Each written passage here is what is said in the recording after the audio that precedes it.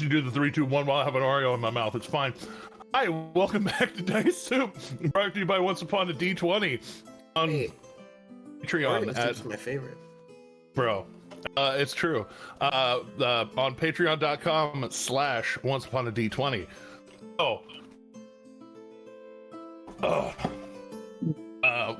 We are back into it, back into the travel.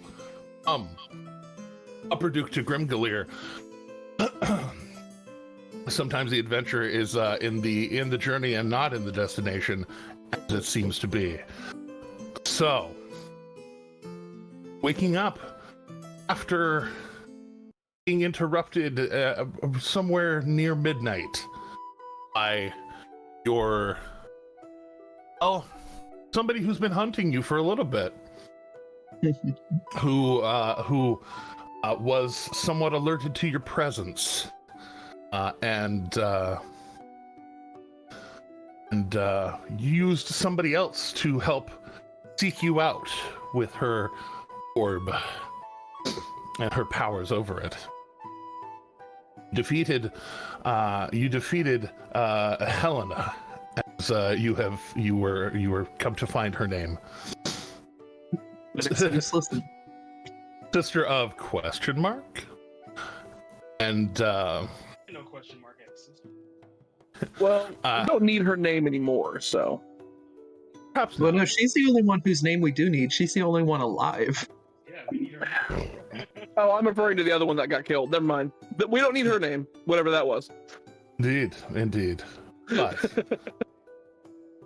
But finding a little bit of bric-a-brac, this and that, on them, not the least of which being a very lovely staff.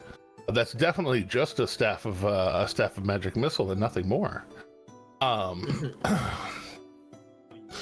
But we get back to it early in the morning. After that, where I believe Akira and Slayer are having a little bit of a back and forth. Indeed. Yes, we are. Microphone is away from your face. I don't know how many other party members are awake, but Slayer and I are pretty much going at it, like 100% fighting. Or at least that's how it would seem or appear to anyone who's awake. I mean, it would look like a pretty serious fist fight for sure. You'd notice that Slayer does appear to be in a not like it's a rage, but it's more focused than previously seen. It's more like a highly concentrated presence of mind at this point. Yeah, it's a pretty good spar sesh. Yeah, you guys would also notice that there are now lavender flecks of energy kind of cascading around Akira. Especially when they punch, the flecks almost tend to spark off of their fist. Kind of intermingling with the regular green, if I remember right. The regular green, yep. Intermingling with the green. And so, watching them go back and forth, seeing that both of each other can kind of handle a bit of the heavier-handed slaps. You know, basically the Slayer's hands are fists, open or closed, really. Cricket bats, if you will, or half a tree trunk, just a tree trunk ripped in half and slapped with it. Right. And then Akira being able to, move very fluidly, energy coming off of their hands as they move back and forth. And the hands, feet, throwing a bow and a little extra energy kind of spiking off of that. They both look pretty worn by their morning stretches. Anybody else have anything else they would like to dress with this morning as you all wake up?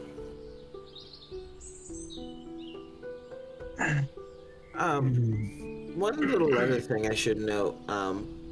Again, not sure who all's up when, but one thing that should be noted is that Akira, when they wake Slayer, that he does seem to be having some sort of a fit in his dream, so to speak, when he's awoken. And he's kind of on guard at first, but when approached with the idea, he's, eager to spar.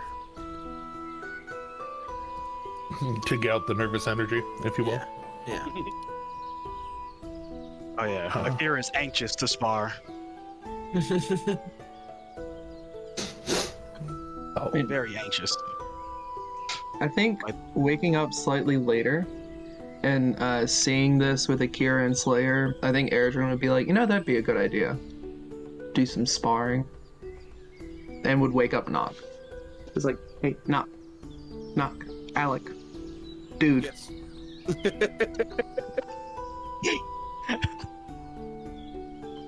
Want to spar? Want a rematch for when you lost? Well, and so yeah, like I at this point, because of what happened last night, I just went as Knock and stayed as Knock all night long. So I'm like, well, I suppose that might be good. Cool. Then come on. And I'm drawing my karambit that I stole from the Gith assassin. Okay. Well, then I mean, I guess I'll just stick with the quarterstaff. I guess I don't know. I mean, like, well, my new quarterstaff. New weapons all But, around. indeed. Yeah. So yeah. So basically, I just kind of look at it like I suppose this means no magic involved, including both of you. Oh, come on. I don't fight without my other half. Well, if you insist on having some form of assistance, then what shall I use? Do what you see fit. Very well. And he gives that quarterstaff a turn, kind of behind him. He's like, "Don't move." Oh, my move. Cool. So yeah. I'm immediately just going to summon my echo behind him and just go for like an open palm, like smack to the back of the head. Okay. So in going back and forth with this, we will make it an easy. Let's just go for a single roll versus roll.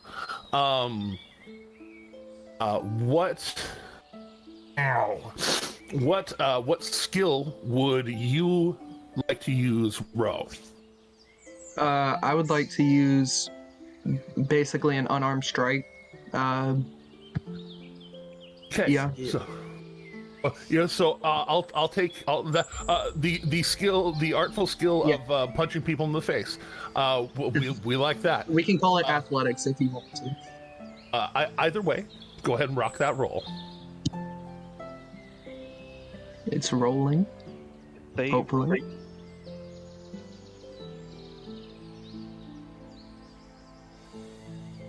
Wow. 20 is being slew. All right. It was sitting on a 16 and then it decided to lay last second. Oh, that's rough. It's rough. Well then, with that, Knock, the DC to beat is 10. What are you wanting to use? What bones are you wanting to throw? Just go ahead and use my quarterstaff. Okay. I'm not gonna do anything extra right now. Oh, well then let's use your. We'll just count it kind of like a normal athletic contest, where like athletics, acrobatics. So you can utilize your acrobatics if you want, or athletics, or. Sure. I mean, it's the same difference, but like I'll go ahead and just do a acrobatics roll, just to see how it goes. Oh dang! Oh wow! We're equally matched on that. Yeah, we have the same modifier for athletics and acrobatics. It's awesome. I'm as good acrobatically as you are athletically. The dice have spoken. Oh. With that, then. That's pretty awesome. You both go back and forth, almost like you're kind of going a little bit easy on each other at first, and then it starts to escalate in the way that it does between the two of you. Of course. And Naturally. I'm definitely like in Nock's head, like, imagine I'm a bad guy. Right.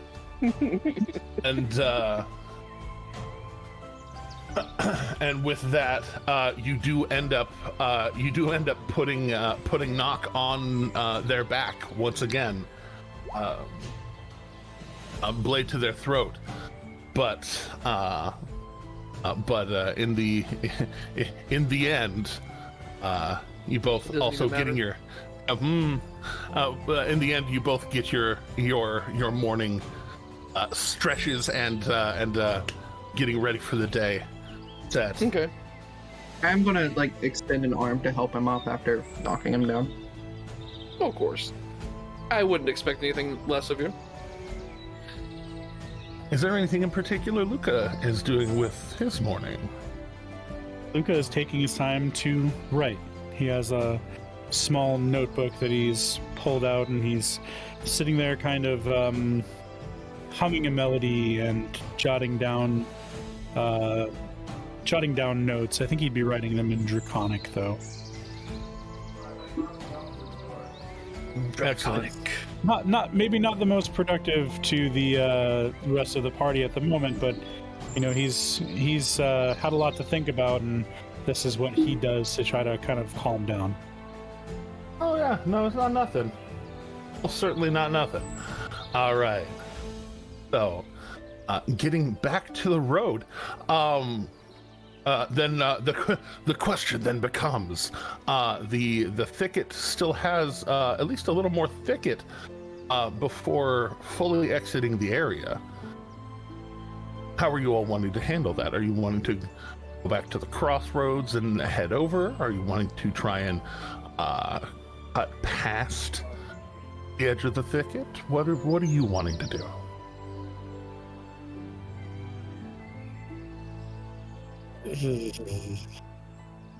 Personally, I say we still avoid it like the plague, but that's my vote on it.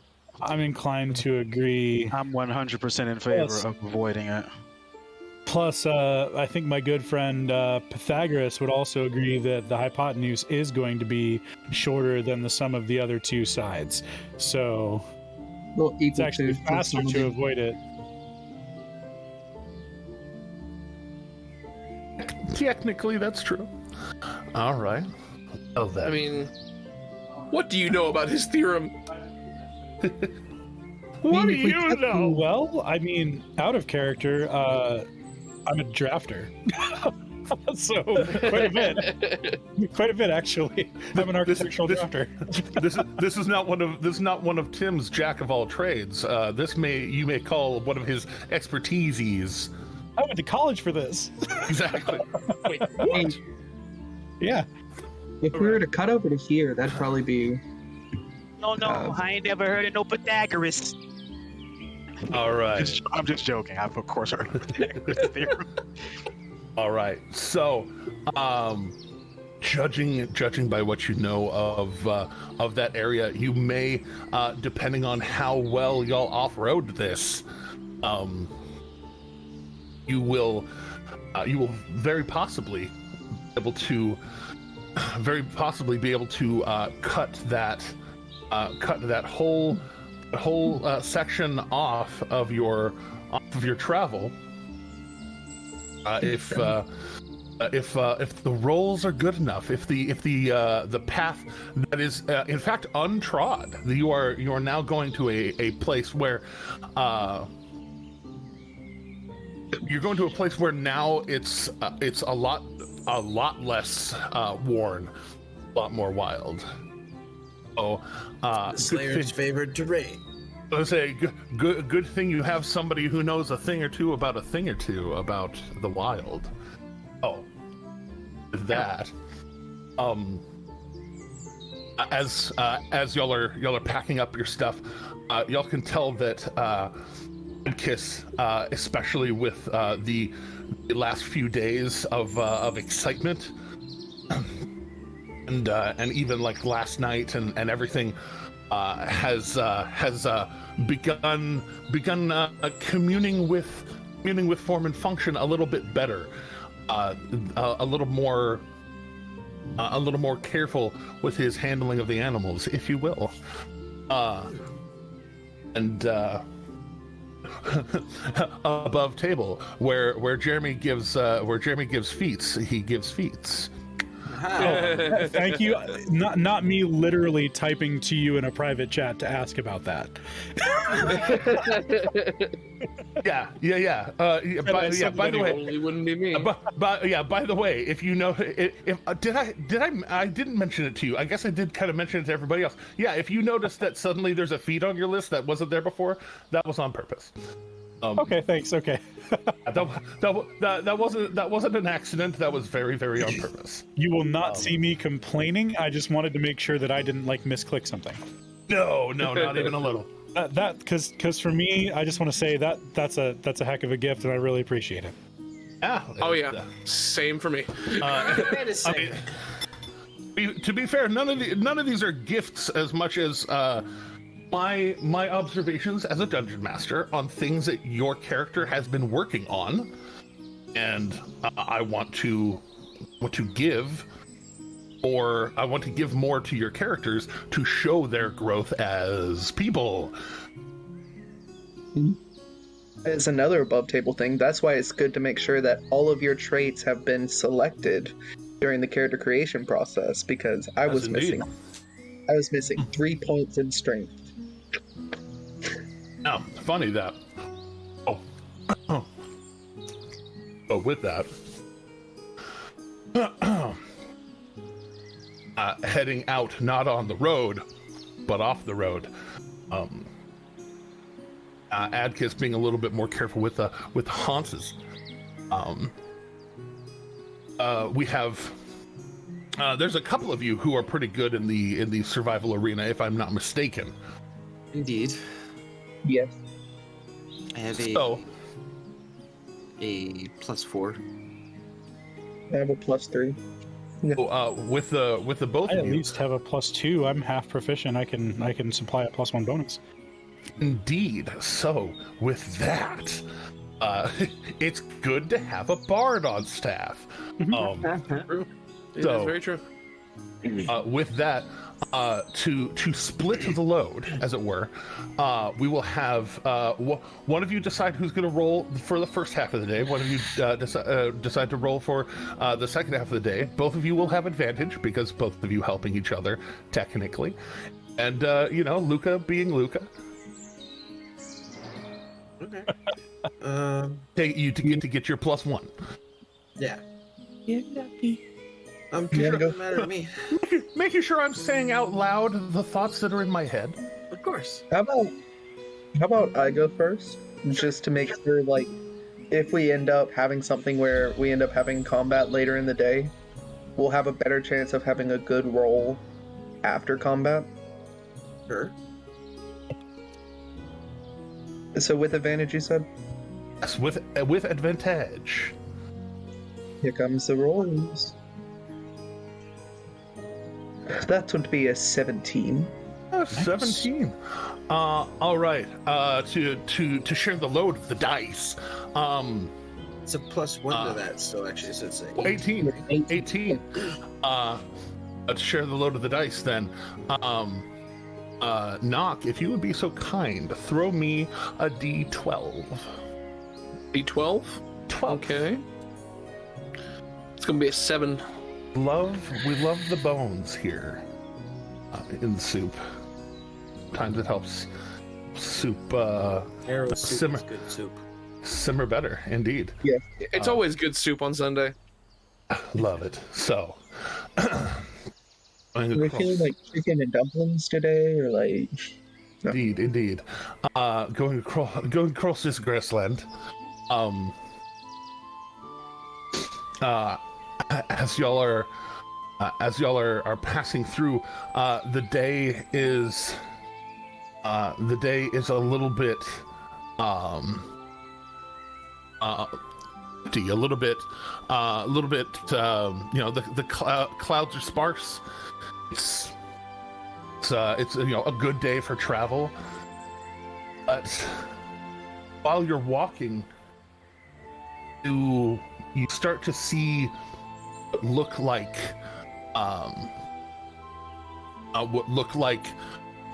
broken war machines. Not of the most recent war. These are, at least if they are, they've aged significantly. These are older wood kind of jutting out of the ground, covered by like the ground is, it's growing grass, kind of open field, just bits of catapult and art, and start to see kind of almost the bones of an old war, both metaphorically and quite literally. There are you see old bodies laying, mostly covered, clean if you see any of it at all. Luca looks around, kind of at the area feels a little bit ominous to him. Then as he looks down as we're passing through, he kind of remarks to the rest of the group, just, I think I see why people take the road and avoid this area.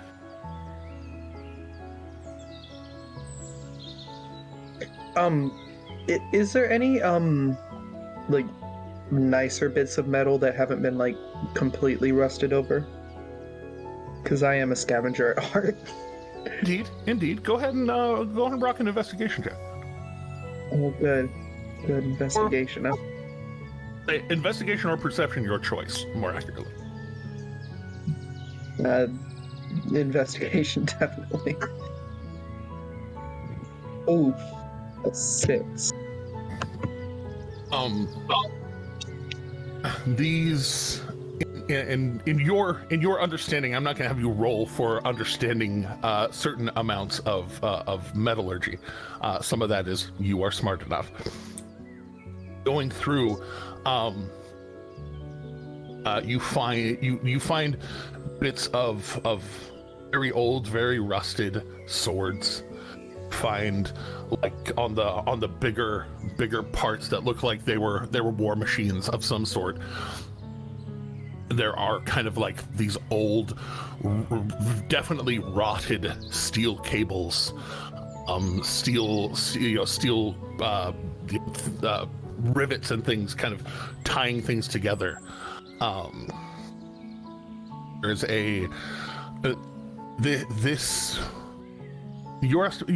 I'll actually give you a roll for some part of it. Roll a Smith Tools investigation check. So would that be is Luca capable of like assisting with that in any way by like maybe pointing things out that I notice? I am proficient in investigation. In that case, yes. Okay. So, for the Smith investigation, would that be a proficient investigation then? Yes. Okay, so for sanctity and sake of this, I'm going to roll history because it'd be a proficient intelligence, and that's what I have proficiency in. So, Lost Yeah. Bearded. Right, he'll be back. With the added proficiency from Luca, would that give you advantage? I will give advantage for that. all right, here's the second roll then. Oh, I think we'll go with the 11. I'm just Okay. I'm middlingly average at the moment.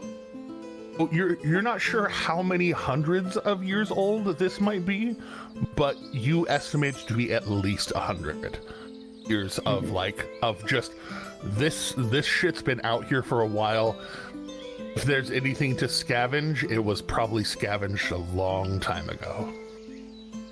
Wait, and how old is Fisher? Sure. I have a real character sheet to ask that question to, so give me a second. Nice. Spoiler, most of the time if I throw down an important NPC, I already have them statted out. Oh, cool. You do better than I do as a DM. The thing is, when you have an old dwarf, tradesman like that, and he has a character sheet, that means it's probably an NPC you don't want to throw down with, as we saw in the first episode. I was gonna say he did fully fight alongside us in the first episode, so it makes sense that he had it out. True. And he was helping hide the gift anyways, so yeah, exactly. He is an artificer. So, Fisher always brags that he's almost 3 centuries old.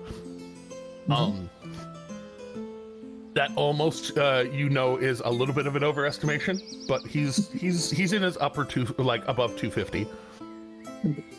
Okay. We'll definitely have some questions for him when we get back to Brimbley then. He's been around a minute. This town on the corner, he's been hanging around. I'm sure I would have, and you can say this wouldn't be the case, but I would almost assume that Erdrin and Fisher would have talked about his artificer days if he were to have helped with that at all. It's not his artificer days. He's still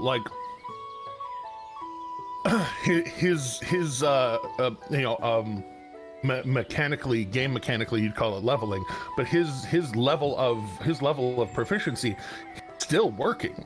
Like, he's still a working smith.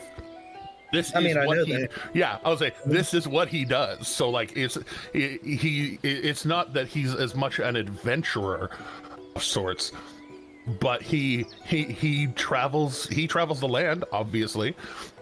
Picks up random hands to help him go from one place to another, obviously. And so he's been around for a while, and his leveling is much more slow. It's still going. He just looks better by the forge light. Indeed. Yeah. To piggyback on Sean's. Thank you. Nailed it. 100% nailed it. Thank you. It was kind of a deep cut. I had to make sure. With that, is there any other investigating people want to do with these ruins of war? I was wondering if I perhaps had maybe heard tales of the history of this glorious battle site. I'll give you a history roll to see if perhaps I'm proficient. So. And I am as well. Can I give him aid with that? Yeah, y'all are working together, so yeah, sure. So that would give him advantage, I think. Mm-hmm. Yes, sir. Enjoy your additional +1 from a half proficiency in history that Luca carried. 18. Yeah, all of y'all. I believe the phrase that we all know and love is that's fucking teamwork. So. A soup is the sum of its ingredients. So, this site in particular, maybe not. Okay. But as far as wars go, the area here, the Marrow Valley, was it was not always united under the Dwendalian Empire. And the Dwendalian Empire, came in the north first, and then the country to the south, whose home was Zadash. They had some disagreements with one another, and and kind of this whole area, like the whole area was embroiled in war a few hundred years ago. Precisely when, again, not entirely sure. You are from further north, like even this side of the valley, which is further from both of those kingdoms. Basically, the over here, they were trying to gather, allies, trying to gather forces, and so places like Grimgalir and Hupperduke and that were caught into this war between the Jolas Dominion to the south and the Dwendalian Empire to the north, and basically people were having to take sides because either they take sides or they are the enemy of both, and might as well have at least one friend in a enormous war. So this is probably a remnant of that. And I share such with the party. Kind of go on like a mini rant, like, well, this was once a battle site between the duelist. What was it? Yeah, exactly. Judas Priest and Iron Maiden. Yeah. That's Judas Priest and Iron Man. Nailed it.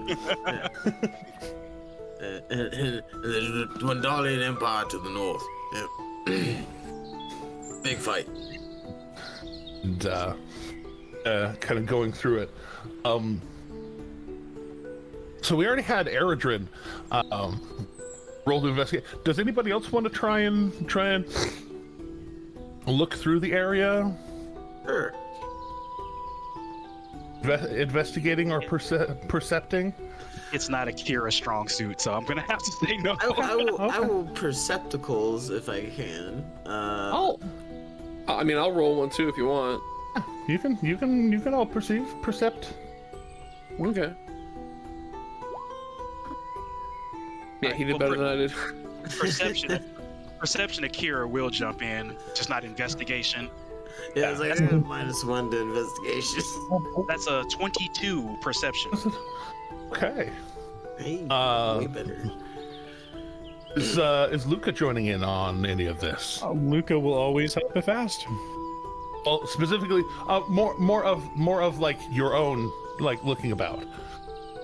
Well, yes, he does feel that this place is a little bit frightening and ominous. So yeah, he'd be a bit on edge. He'd be looking around. So yes, he'd be assisting in that realm because he would be looking. Then go ahead and throw thy own bones. Oh, okay. I will go ahead and roll Percate though. Roll. Yeah. I will make a note that as Alec is observing and looking around, sometimes heroes roll stones. It's a 21, 22. There we go. Good night. Yeah, that's a big stone. I will make a note that as Alec is observing and looking around, it's not necessarily fear or dread or anything in his face. It's more blank and like almost curiosity as he's looking around at things. It like when it comes to Alec, you've gotten used to like this pretty much scowl on his face the entire time. Not necessarily that he's angry, but it's just he has RBF to the nth degree, and so but basically with Nock, it's almost the exact opposite, but not like as he's super happy, but just kind of blank and just observant more than anything else. So just it might sound weird, but I think Luca would find that more comforting than the RBF. He'd be more comfortable with that.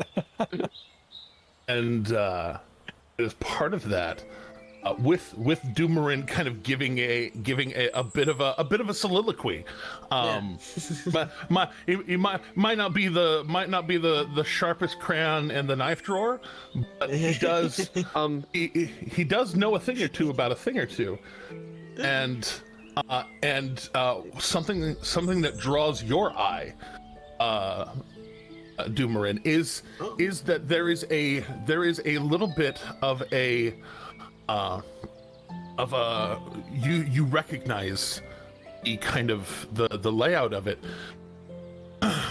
in this little bits of remnants of battle.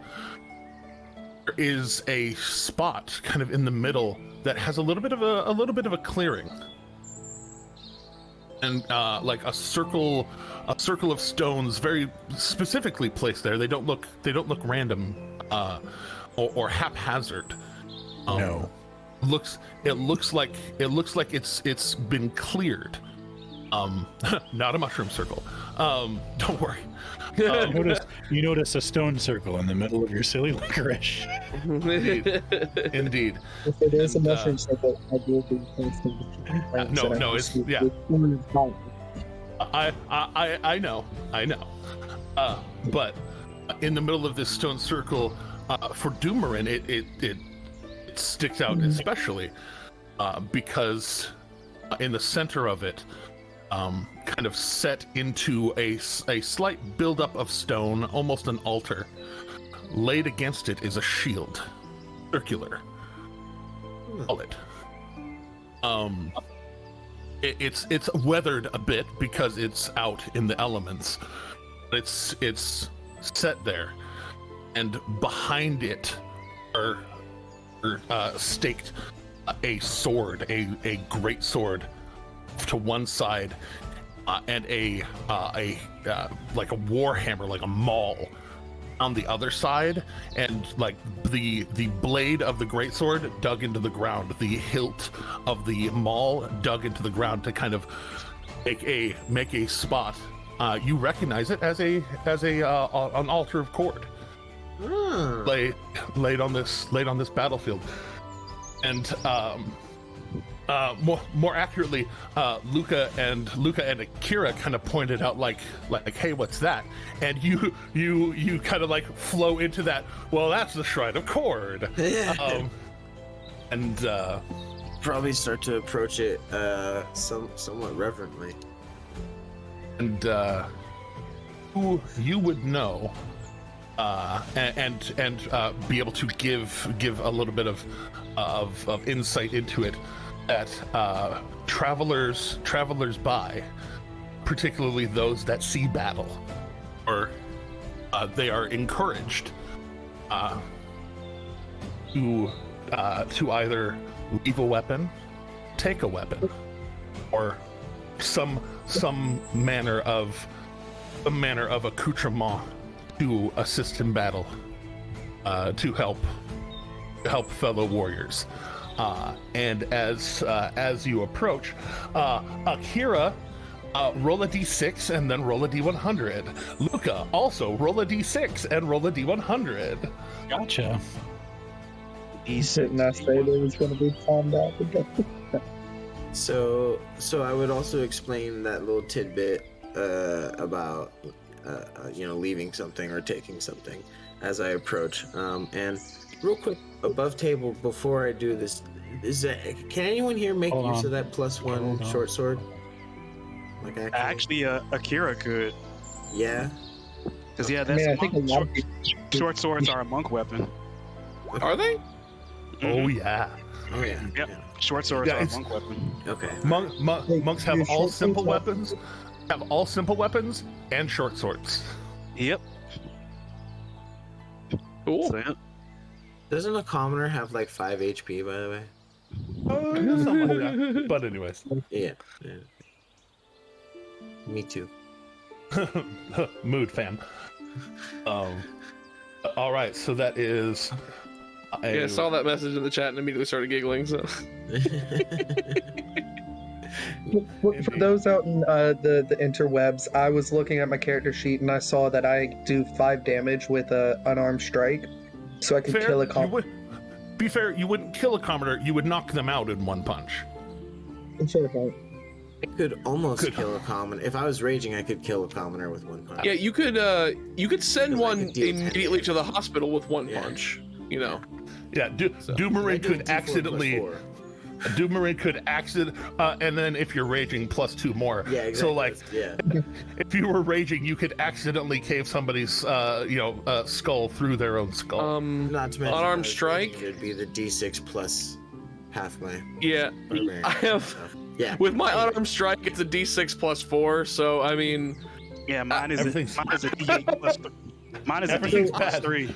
Yeah. Y'all are some dangerous motherfuckers. We all know. I do can't minimum punch 5, but I can do more. Don't do it. Please Not please allowed. don't murder commoners, because then we will become a very different game. This will become Sice Dupe, and I will throw good people at you. Nice. Suddenly, You I'm missed gaming. us. No. I still need to record more Size Noob episodes. But anyway, I think we were up to like episode 12 on Sice Dupe. so Yeah. You're all right. All right, you're all right. So We real burned quick, it. I would have. I will. Can we say I would have given you that short sword earlier on then, and I'll Sure. I'll you go ahead and take that, and I'll delete that. short sword +1. Bam. All right, I will add it to my inventory. Nice. So, thanks to the lovely gifts of the Sorcerer Supreme, I don't need the half plate.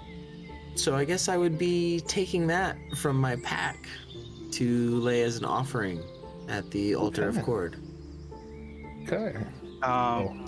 In reference to what Slayer just did, Akira will take one of their daggers and leave it at the altar. Since Slayer gave me the +1 short sword, I will respect his deity and honor the ritual. All right. As well, while you are setting the dagger down, you notice a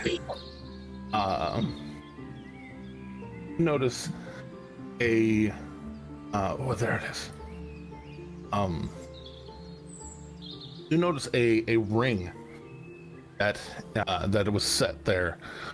It looks almost like gray stone when you kind of reach out for it. Your reach out hand. for it. Well, as you get closer to it, Okay. it goes from just looking like a small stone loop to having a little bit, almost a little bit of mist coming off of it. You of all people attune to the psychic vibrations of things. It's not some kind of like dreadful or evil kind of mist, but it is a magical vibration I'm gonna pick that it you up. can kind of tell. If I'm not sensing dread, any sort of like dread or anything, Akira is going to pick it up, just to get a closer look at it and start to walk it towards Eredrin. So, if they're not getting bad vibes off it, would you say that they're picking up good vibrations? Nailed it. You picked up what I was laying down. I appreciate that. But I will Bro to look at bro, the I ring. appreciate you. I will look at the ring, see if there's any inscriptions, anything I can tell about, anything standing out outside of the little mist coming off of it.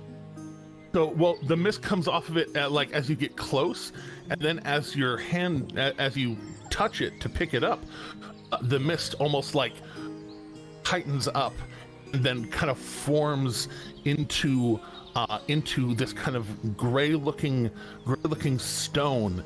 In the setting of it, looked like it was empty from afar off, and then suddenly congeals together into this almost pearlescent sheen, but the pearlescence, you know how like a pearl when you rotate it in the light changes a little bit.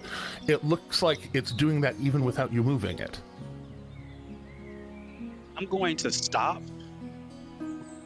and take a lotus position and kind of psychically reach out to the ring. Okay. So, pushing in on the ring, You know what? I'm gonna have you make just a wisdom check. You're doing this. I'm not terrible and at those. while you're doing that, Except Luca, this time. you're doing that, Luca. It's okay. It's only good things can come from passing, and there's no downsides here. But no, you're cursed. You're cursed. Bah. Fell into my trap. Giving a shit. No. So Activated my trap card. indeed. There we go. I summoned Pot of Greed. Indeed. So, with a 27,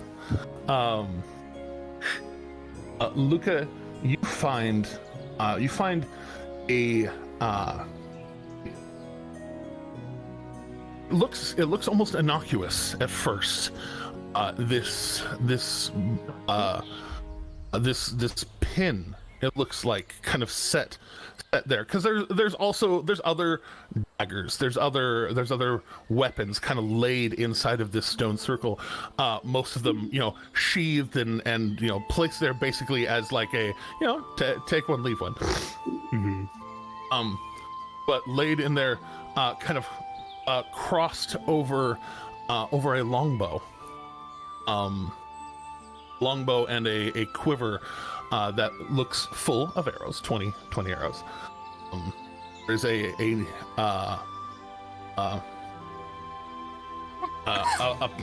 pin embedded into each arm of these bracers that are laying against it, that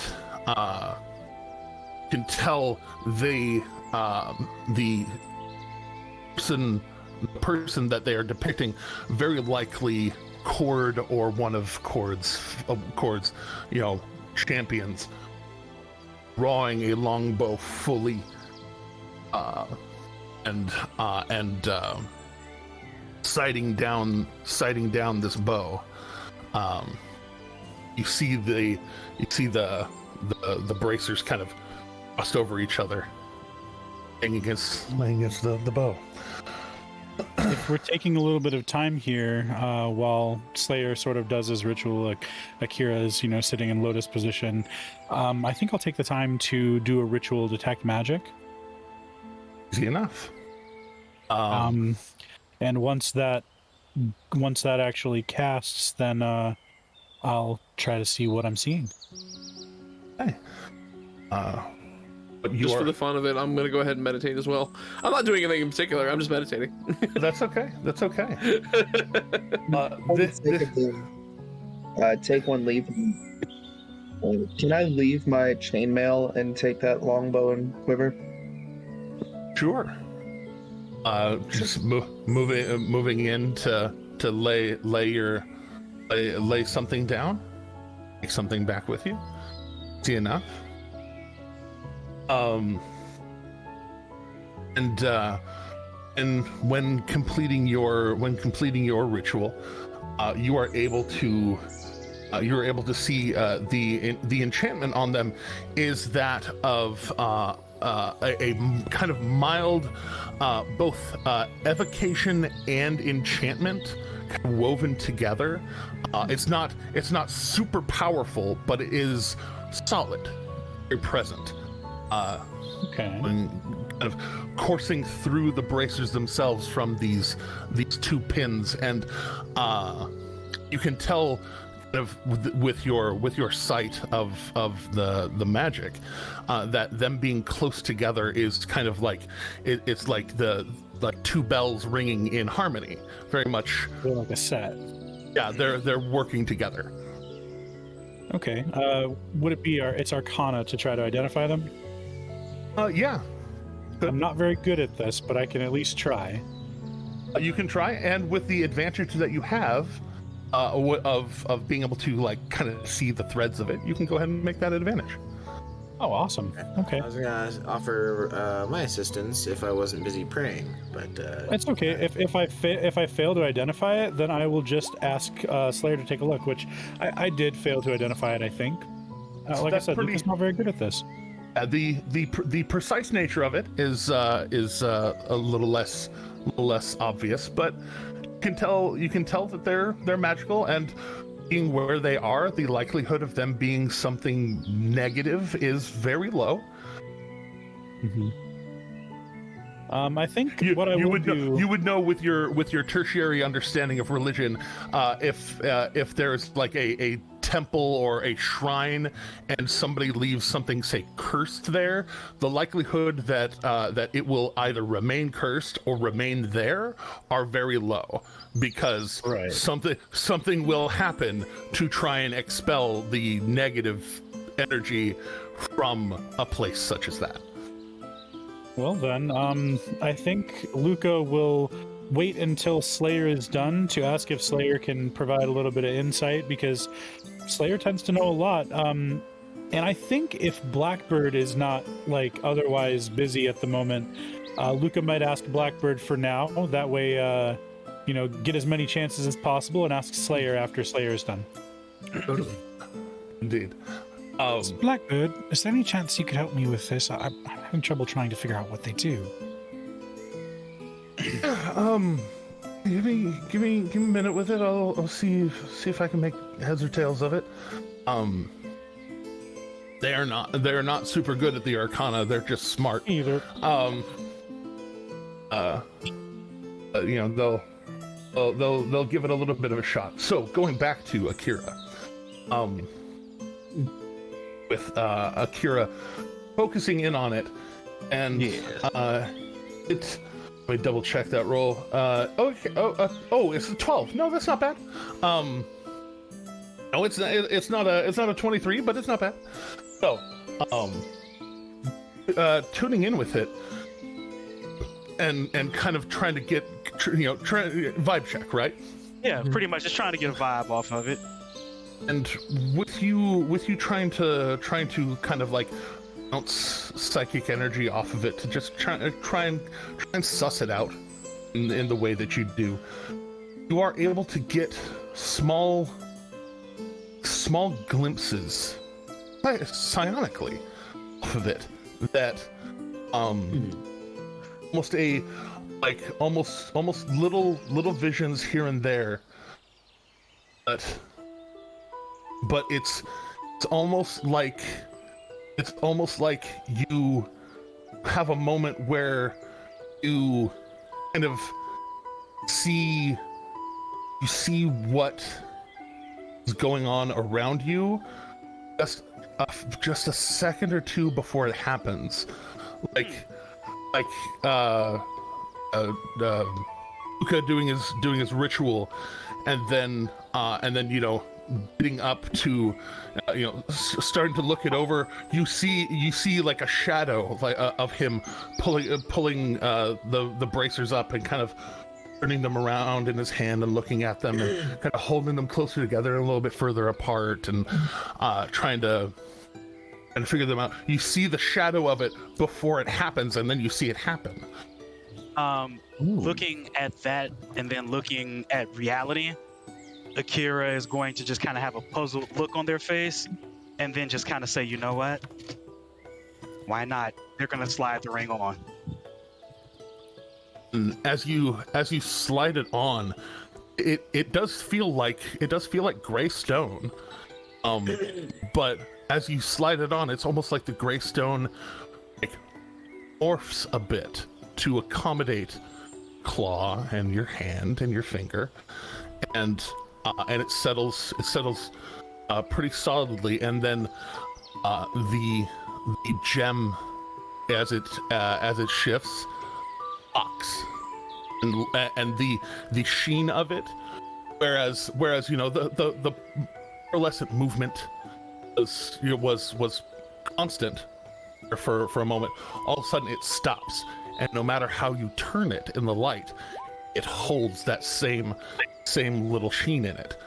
Ooh. And you can add to your inventory an item called a Ring of Temporal Salvation. Ring of Temporal Salvation. Okay. Ring of Temporal Salvation. This is a consumable item, actually.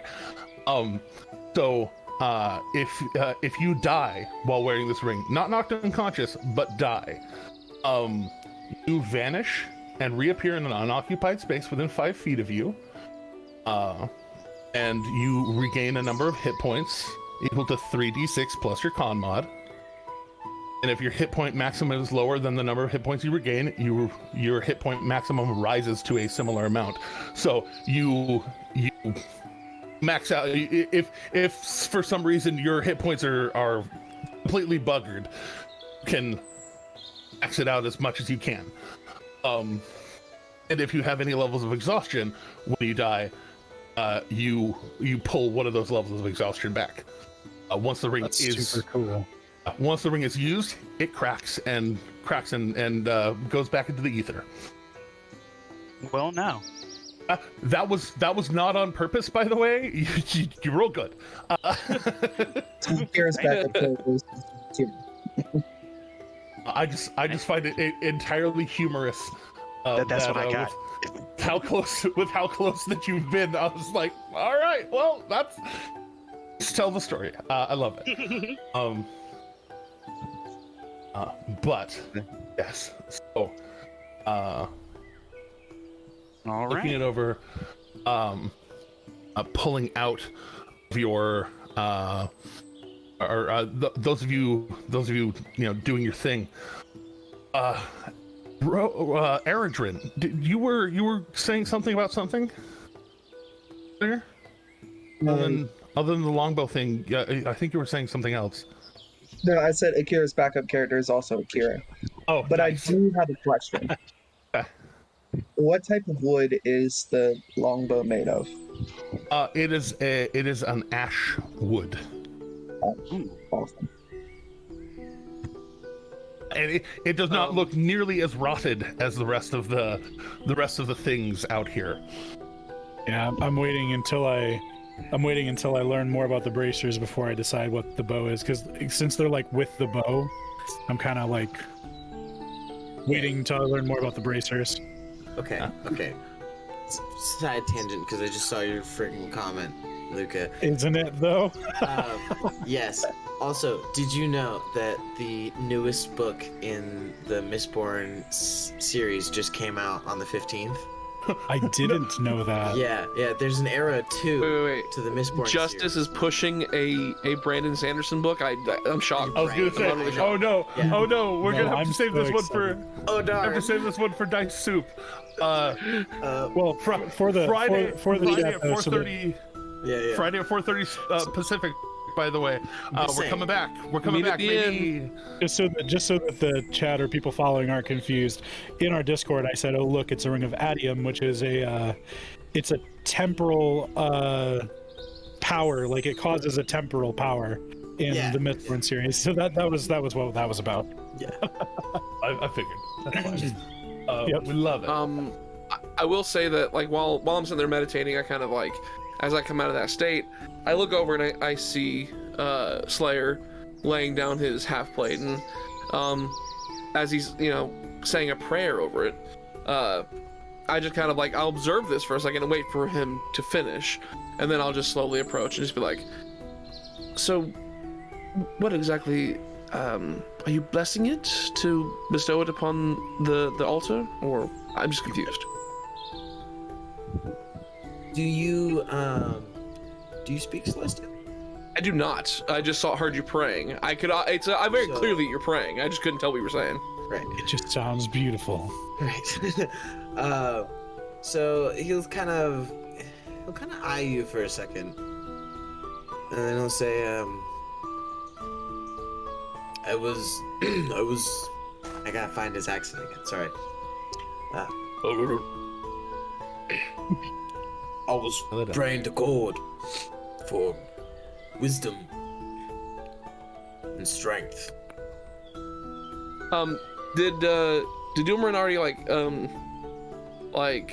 describe the whole leave one to us, or was that just kind of like what somebody? I didn't know if you explained it or if people were just copying it and saying like, oh well, I'll do what he's doing. I didn't know if it was like a recite, like respect. No, I would definitely. It was part of my whole soliloquy about the battlefield, and I was like, "Oh, yeah, okay. That's why I couldn't remember if it was sandwiched in there or not. Yeah. Well, yeah. So as far as that goes, he just he looks and he says, "So, your deity, he takes us as a sacrifice or blessing or something to bestow upon your fellow man. Well, in that regard, I believe that I owe some penance of my own, and what I'll do is I'll take one of the silver darts that Erdrin has so kindly made for me, and I will go ahead and place it in the circle as my kind of contribution, saying I very much hope that some passerby, somebody is in need of something extra." Kind of wishing a curse on a passerby. When you think about it, you're like, I hope this person's in trouble to need this. That's 100% of ways. That's 100% the I wish for you to live in interesting times adage. Fine. It's very much a may this bring you further glory. I hope someone can use this if they need it, is what I was meaning. But you know, I know. But I hope this can bring aid to someone. Ro can't help but harangue Bearded, so I'm aware. This is the way. Very aware. This is the way. But I had the sentiment of I hope you have the day you deserve. Indeed. Let's dial it back in. Oh, we have a day deserve. Oh yeah. So in response to that, Slayer will just kind of like hand on the chest and like nod of the head and be like, and basically I'll say exactly what I just said a few moments ago. It's like, may it bring someone further glory, and yeah. And then he'll just he'll look off into the distance, not for the clichéness, but like actually look off into the distance as though he's deep in thought about something. Nock will 100% look that direction, a little confused, and then just go nod and then walk away. Blackbird will kind of very, very humbly approach and be like, "Can you make heads or tails of this?" And hold up the bracers and ask for your help. I will do my best to take a look at it. Okay. They are not proficient in Arcana. Okay. I forget how good your smarts is in Arcana. It's only a +2, but I am proficient at least. That's okay. Baseline +0 is like. What if we be able to catch advantage off of you? Everybody. What if Slayer? What if you were to have me investigate and you give advantage from your proficiency on it? Exactly. So that with that, but Blackbird's a boss. Oh well, more particularly, Blackbird borrowing assistance from your boy, because it was the latter of the two dice that was a 20. Nice. Slayer, you're able to ID these pretty easily. Back when you were a younger lad, something very similar to these helped you with your understanding of bows, of short bows and of long bows. And yes, you recognize bracers of archery.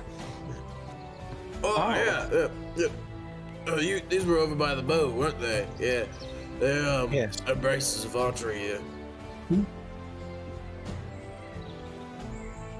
Me out of character, checking to see what they actually do.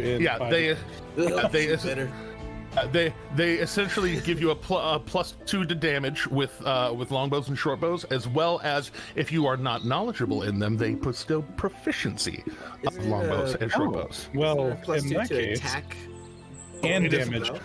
Attack. No, it's not. No, it's not attack and damage. It's not? It is.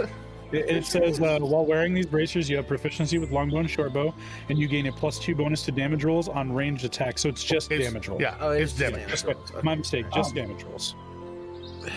Unfortunately, I don't have like the world's highest dex score, but I mean, they could still come in handy. Also, They could- as a note, that is on ranged attack rolls, not just on longbows and short bows. Just so then in that case, I honestly made with such weapons, so it is just on those weapons. Made with such weapons. Oh, okay. Yep. I was gonna say at that point I'd just give them to Blackbird, but I feel bad. I stole half of the what was needed for that. that's why I was waiting to identify the bracers before I decided to pick those up or not. Sorry. The bow. I'll say the bow and the arrows are mundane, but That's fine. I don't care. Well, in that case, Luca would look around and just, would these particularly benefit any one of you? Well, I mean, I already know how to use those weapons, but I don't really like to use them. I like to get a little more intimate with my work. They wouldn't. Getting intimate with your line of work has been, let's say, complicated for me lately. But I'm not. They're not really my kind of weapon, so to say. I think. If worse came to it, I think they would be pretty beneficial for this, and I'll hold up the bow. Well, in that case, would you like them? I would be honored. I'll pass the bracers of archery over to Eridrin, and because Luca was the one who picked up the bracers, Luca will reach, or we'll go back into the cart, open his chest, pull out a set of leather armor, which I've had since the beginning of the game, but don't need because I have draconic hide. And he'll pull out the leather. Pull out the leather armor and lay it down in the stone circle, much in the way that he's seen others do. And as he sets it down, just hopefully someone who is in need of protection might find this and be kept safe.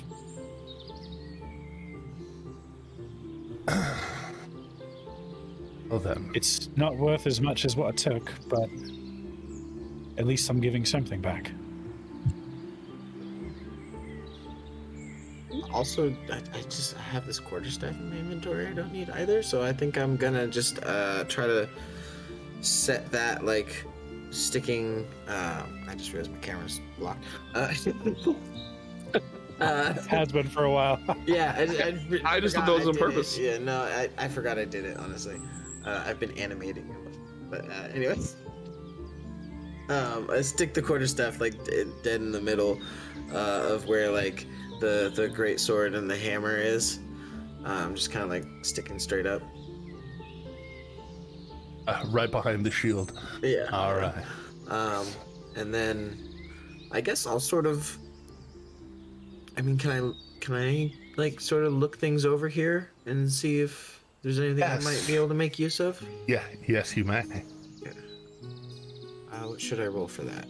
Percepticals or investigations, whichever one you want. Oh, hella! Okay. Go ahead and roll a d6 and d100.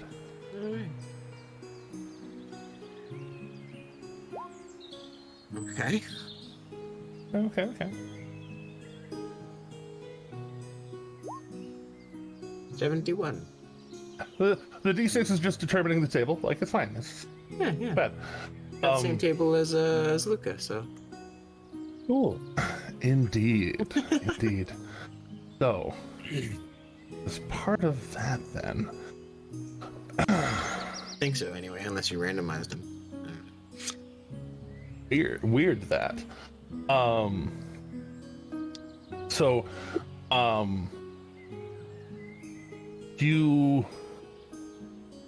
you kind of putting that down, and then you look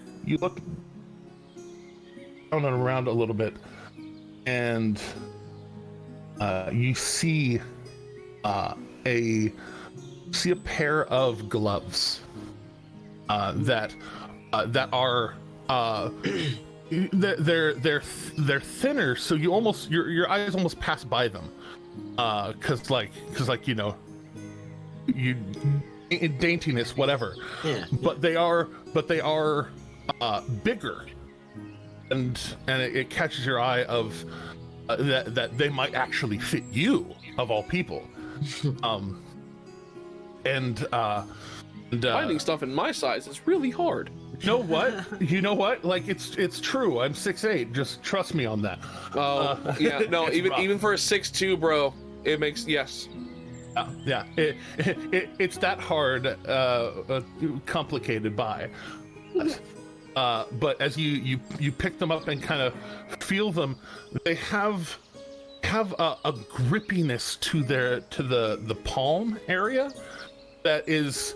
It seems very useful, and it's in at least its ability to hold things rather than just you know, they look nice, but they also are functional. Okay. Kind of slide them on, I guess. Yeah. You're cursed. Right? You're cursed. Finally, somebody sprung my trap. No. But as part of that, go ahead and make your own Arcana check. Just kind of looking over totally. them.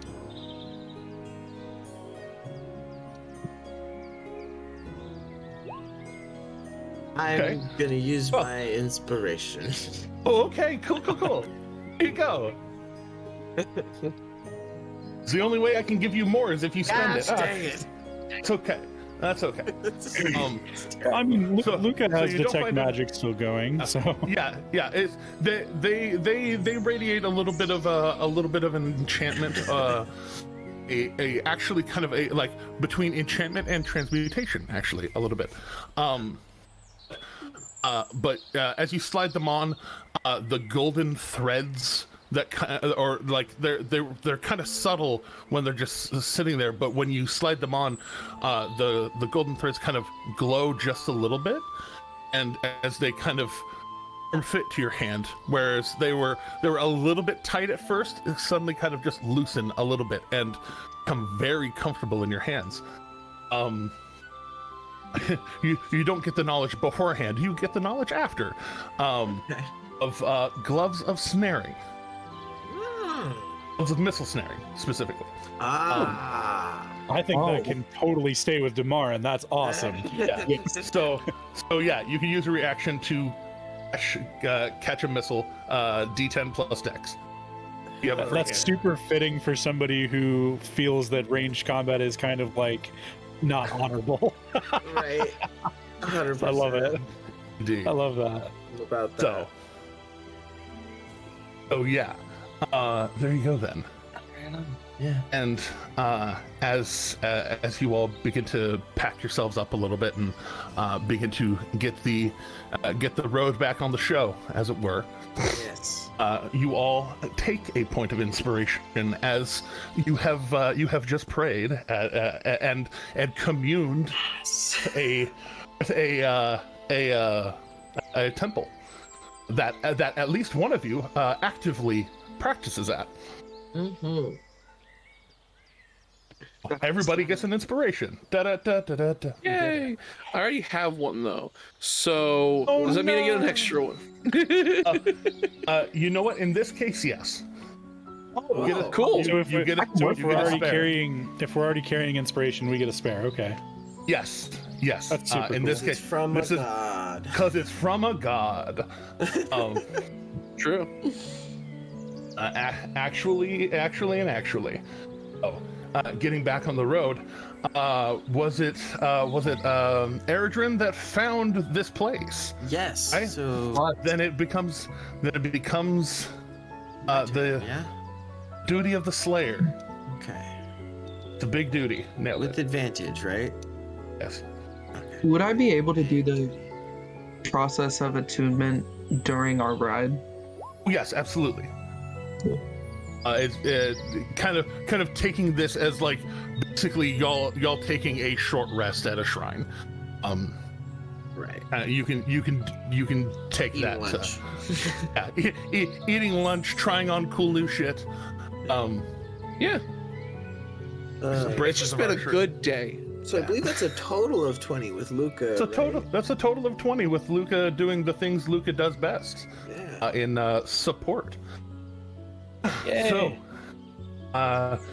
through this day, speaking of sharing the dice load, Tim, if you would be so kind, throw me a bones of a 12 variety.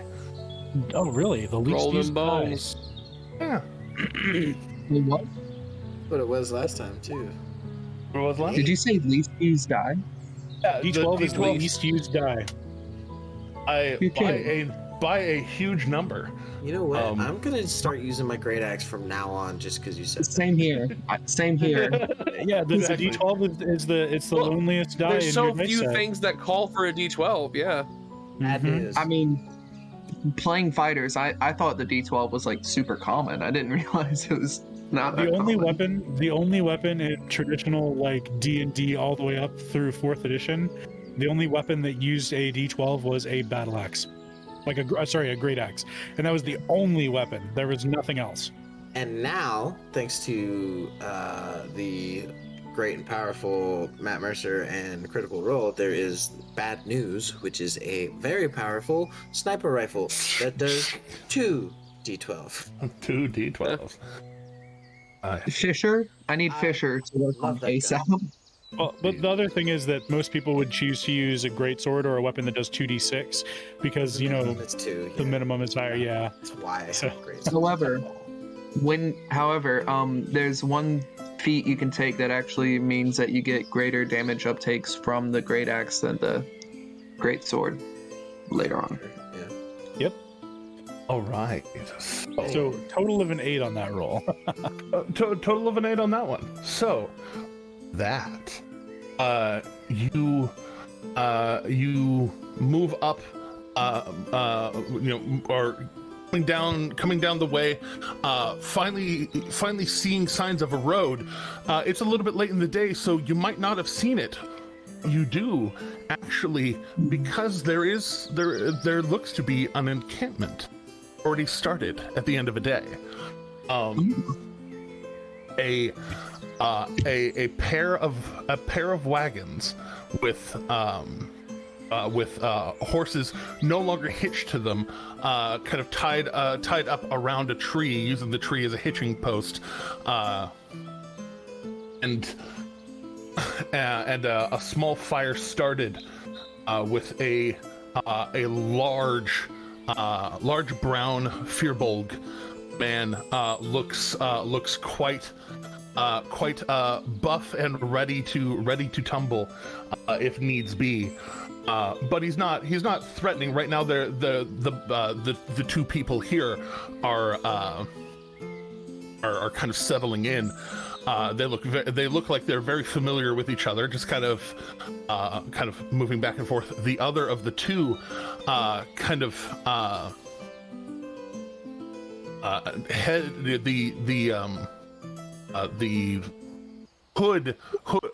hood that they're wearing is back, and from a distance, Slayer, you kind of get a glimpse that this person's face has a distinct divide between the two sides. One side is much brighter, almost pale white. The other side is like a solid, at least in the dim of the day, looks very dark, like jet black almost.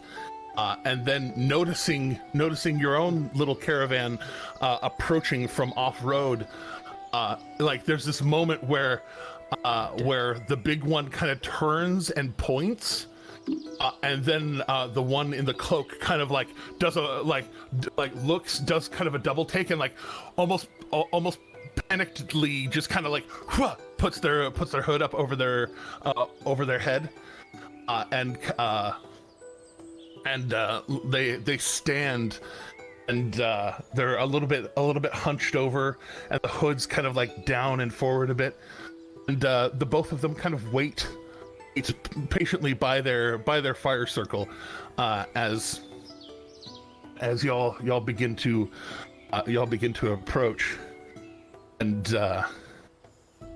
as the group is getting closer, this person looks up from under their cloak, and you see, like, I'll even give it to Luca immediately. Luca, you recognize a performance when you see it. Okay. And it very much is this that passive insight.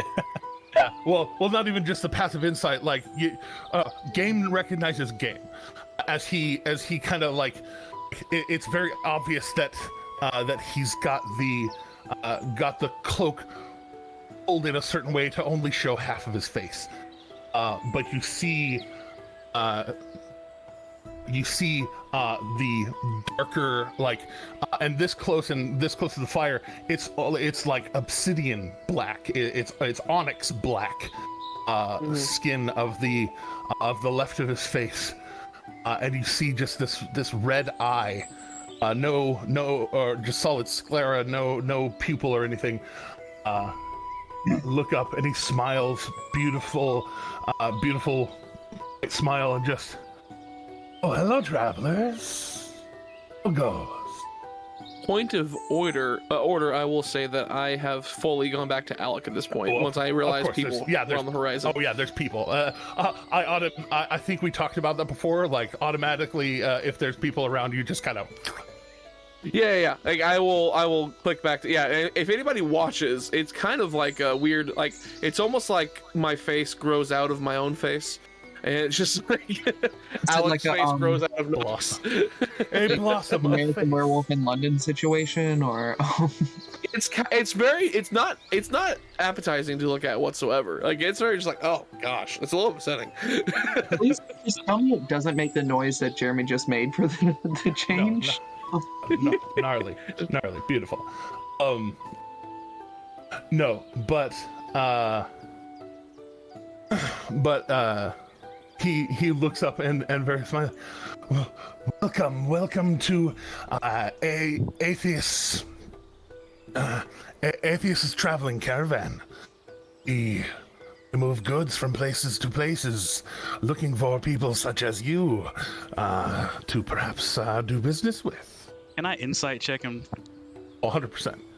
Immediately, I'm not trusting I get anything a about this.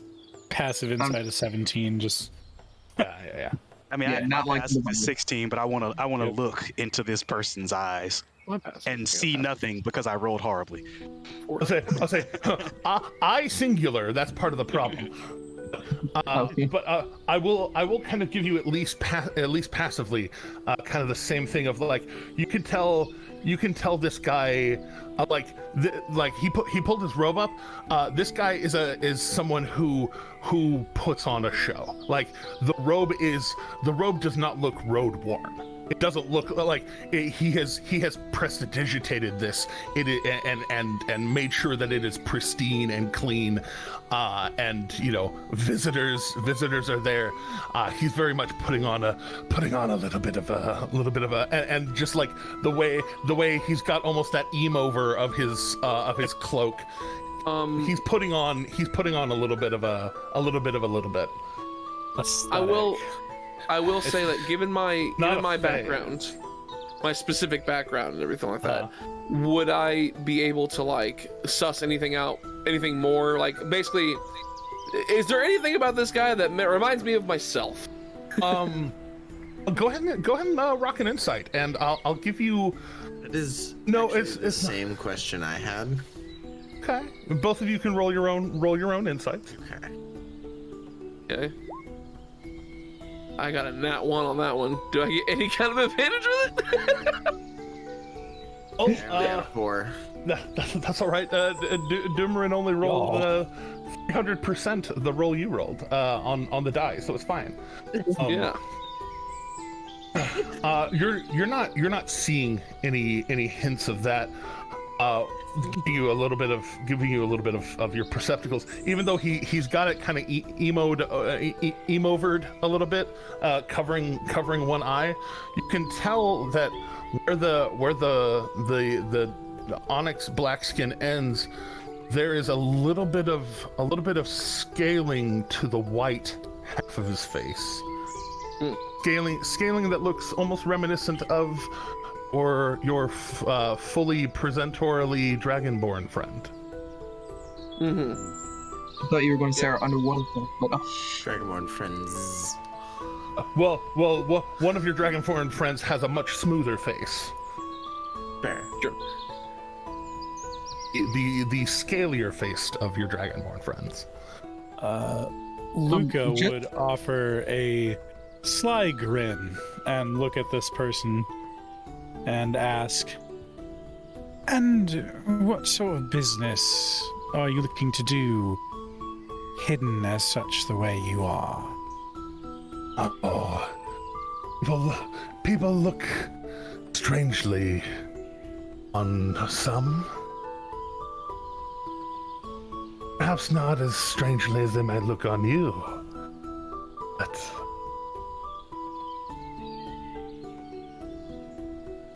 and I don't feel the need to insight that. I think that was actually a pretty genuine answer. there is a little bit of kind of recognizing that the rather eclectic nature of the group. And he kind of looks up towards the brown Fearbolg, who as of y'all approaching, he's just basically like standing back, just has his arms crossed. He's making sure to look big. How tall is he? yes, how tall? Shorter than you. He's only about 7'2". But he is trying to look big, especially with a Doomerin in the room. Right. I'm going to summon my echo just for the sake of, like, if I need to gaslight someone later, I'm going to have my echo here. Right. And seeing the group of you, and then like seeing the echo you kind of wander out from between, like suddenly it's walking out and around. He kind of smiles and takes back the hood, and you can see not only the draconic side of his face that is pale white scaling on a humanoid looking face, the whole it's almost a straight line down the middle, where the more humanoid side of his face has hair, black, kind of grayed hair on over the black skin, goes to solid white scaling onto the right side. Both sides, however, have horns kind of come out from just a little bit off to the sides and kind of curve back, somewhat draconic, somewhat demonic or fiendish in nature. This person is part draconic, part tiefling, and the red eyes are the same on both sides. The big question is he hot? Wow. I'll say legitimately, yeah. He's not unpleasant to look at. He's just very, very different. And so Luca's he pulls it back and kind of loosens his posture a little bit. And my name is Atheist Jandoran. Very nice to make your acquaintance. And he kind of walks towards Luca, who seems to be a little more of the face. Luca seems his like kind of sly grin just seems to relax into somewhat of a smile and just, well, you are quite the specimen, aren't you? People look at you weird enough. You tend to cover it up, make other people feel better. Oh well, you won't have that trouble here. Our group, we're peaceful. We're not looking for any kind of problems or trouble. We're just traveling on our way, but we've had less than perfect interactions along this road, so we're a little wary. Believe that. We're actually on our way into Grimgaleer, providing potions and things, recouping after the war. How long has it been since the war? Out of character? The war ended earlier this year. Oh, so very recently. Yeah, we're in Brusendar. Brusendar. The month of Brusendar. The calendar and time. Where are you? There you are. It's right on the map. Well, no. I'm trying to remember. Okay. The 10th of the previous month is when the war ended, and so you've only the truce and the treaty of the war were called only almost 2 months ago, a month and a half-ish. So, See. So Fisher went to get the wood session 1 like the day the war ended, basically. Basically it was like, it's time, let's fucking go. Fair enough. He may have even left a little bit before that, like basically like, oh, this is going to last for a long time, I need more stuff. Oh, you travel and sell potions? Yes. I deal in a number of items. Mostly right now, the cartload is that of potions. I see. But I am a dealer of things. I move goods back and forth. I will find things if I can.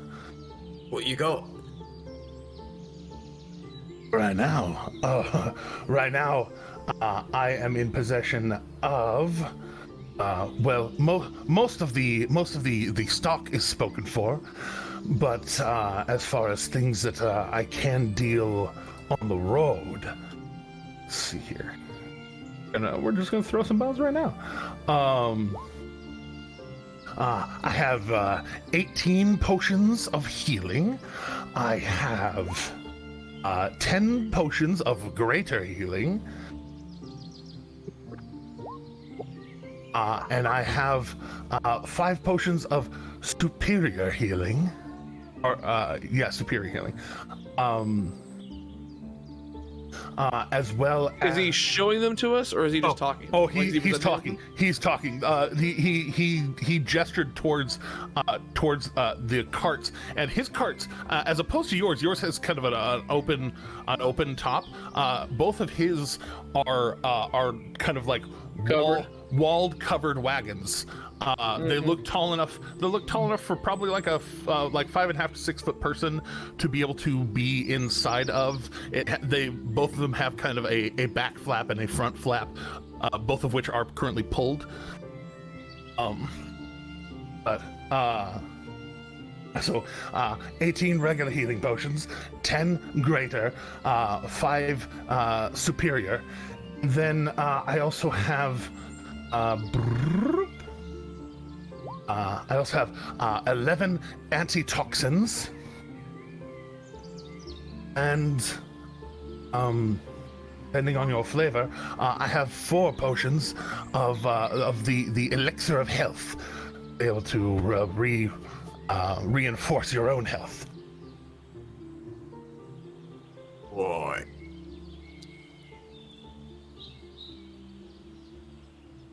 I do deal in trade too, so it's not purely cash transactions. You have other things you want to trade. I pawn goods. I know people who know people. That's handy. You noted you said mostly potions right now. Are there any non-potion wares in your possession to sell?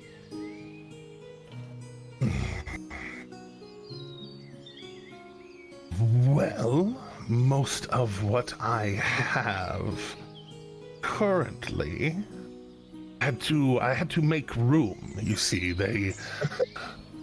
the order was initially made back before the war ended. So they were planning on trying to resupply army and people, but so most of my cart is cleared of other things. But I mean, and he kind of like holds up his hands and kind of shakes them a little bit and loosens up his arms to show. He also is wearing bracers, though his less leathery and properly protecting. These ones look like metal, kind of like looped around in this kind of loose lattice work of kind of leaf and branch, kind of almost like a bramble of metal design from just above the wrist to just below the elbow. And he kind of shows those off. I mean, this is personal accoutrement, but I know people who know people, so I'm not afraid to deal a little bit. Please help if you are less predisposed to wearing armor. And he kind of points towards you, Eredrin. If you're less predisposed to armor, you might be able to utilize these. I don't. I'm not sure if you can tell, and he has very noodly arms. I'm not exactly the strongest sort of person, so I tend to leave myself flexible for. And when he's flexible for, he does this kind of flourish of kind of sparks and kind of trailing smoke, just to kind of.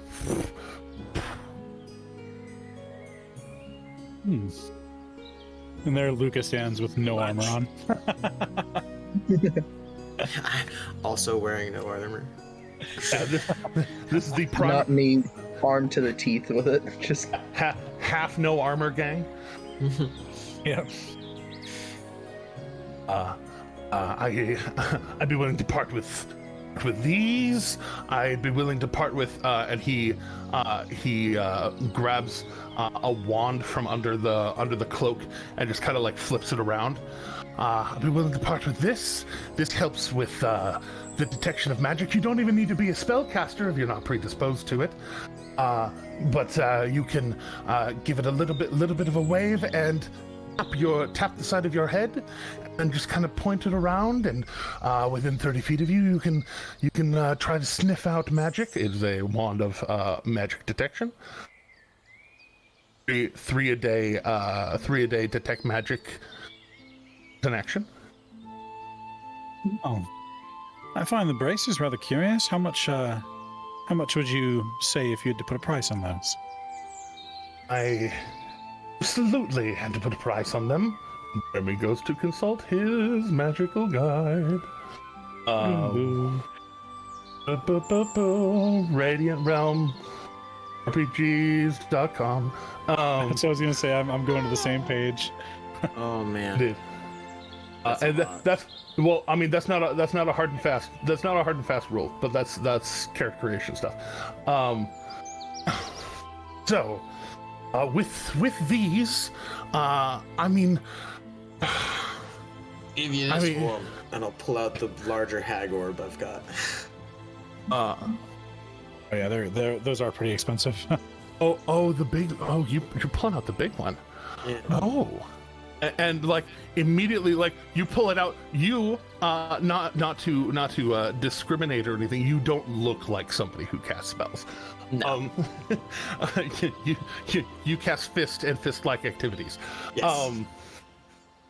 that's what we get for being a mainly martial class. Yeah, and you just kind of uncover it, and he looks at like there's that little bit of like he's about to throw out a number. And he sees that first, and he's, oh, that's not nothing. I was sort of like gauging his reaction to it, because to me it's a good smashing rock. Yeah, and he kind of gestures for you to. Here, what is that? What do you know of that? Let me see. And I just sort of, I put my like thumb in the bottom of it. I'm like, it's got this hole in the bottom of it. And I start- you wear it like a giant orb on your thumb. yeah. I think we need to clip that immediately. Huh. And You can put it on a stick, I think. he looks around for a second, and Breaker, if you be so kind, and the big brown firbolg walks over and grabs what next to him is a pretty small staff.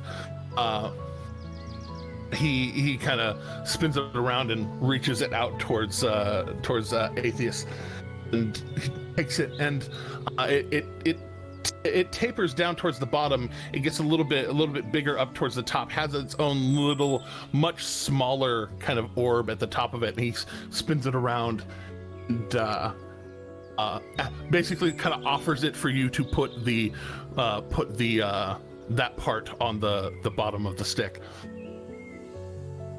Sort of like pull it back. I'm like, well, I mean, we haven't really made a deal yet. Oh, I just want to look at it.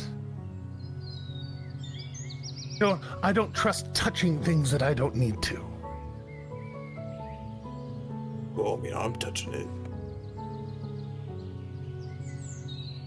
No offense. Don't know you. He's gonna hear in his head, you don't trust him. I don't want to touch you either. He's not saying that in a a disgusted way, but in a very matter-of-fact way. Again, I'm going to say in his head, you don't trust him. It won't hurt to let him take a look. I promise not to disappear with it. I have far too much to be around here for. Plus, there's like how many of us and how many of them? Just throwing that out there. I mean, Well, that's I mean, somewhat he fair. did say somewhat the fair. carts looked like they could fit more people, potentially. Could be more people here than we are aware of. Indeed. Possibly. Fair point. He's going to go ahead and throw down an identify. Just kind of take a minute. Take a minute to start looking it over, and the orb at the bottom of the staff now bottom of the staff starts to glow, and he gets closer to it, and then kind of like actually moves his hand to the bottom of it, and focuses his eyes, the red going a sudden bright silver, and just like kind of radiating a little bit as he looks very closely, and kind of for that minute of a trance, and then snapping back out of it, the glow fades both from the staff and his eyes. And he's, oh, well, this orb here, yeah, it's very valuable. Not only can this help channel spells more strongly, it has the ability to channel. I guess it depends. It depends on your propensity for magic, but it could channel a magical energy back into you, help enhance your magical wherewithal. Wait, now that actually sounds kind of useful for someone. Yes, Luca no, raises a brow ridge. Just I wouldn't presume to lay claim on such a thing immediately. It's very good. With this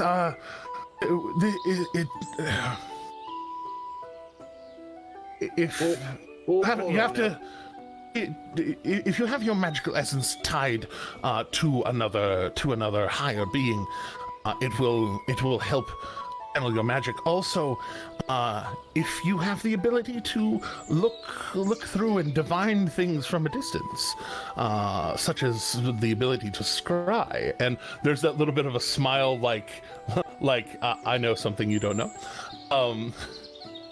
If you have the ability to scry, you can in fact force that will through this object. You have to be predisposed to it. It doesn't give it to you, but. Does he seem to be telling the truth with all of that? Yeah, I'd like to make an insight for that. Yeah, he very much is giving information. There's I'll give it to you.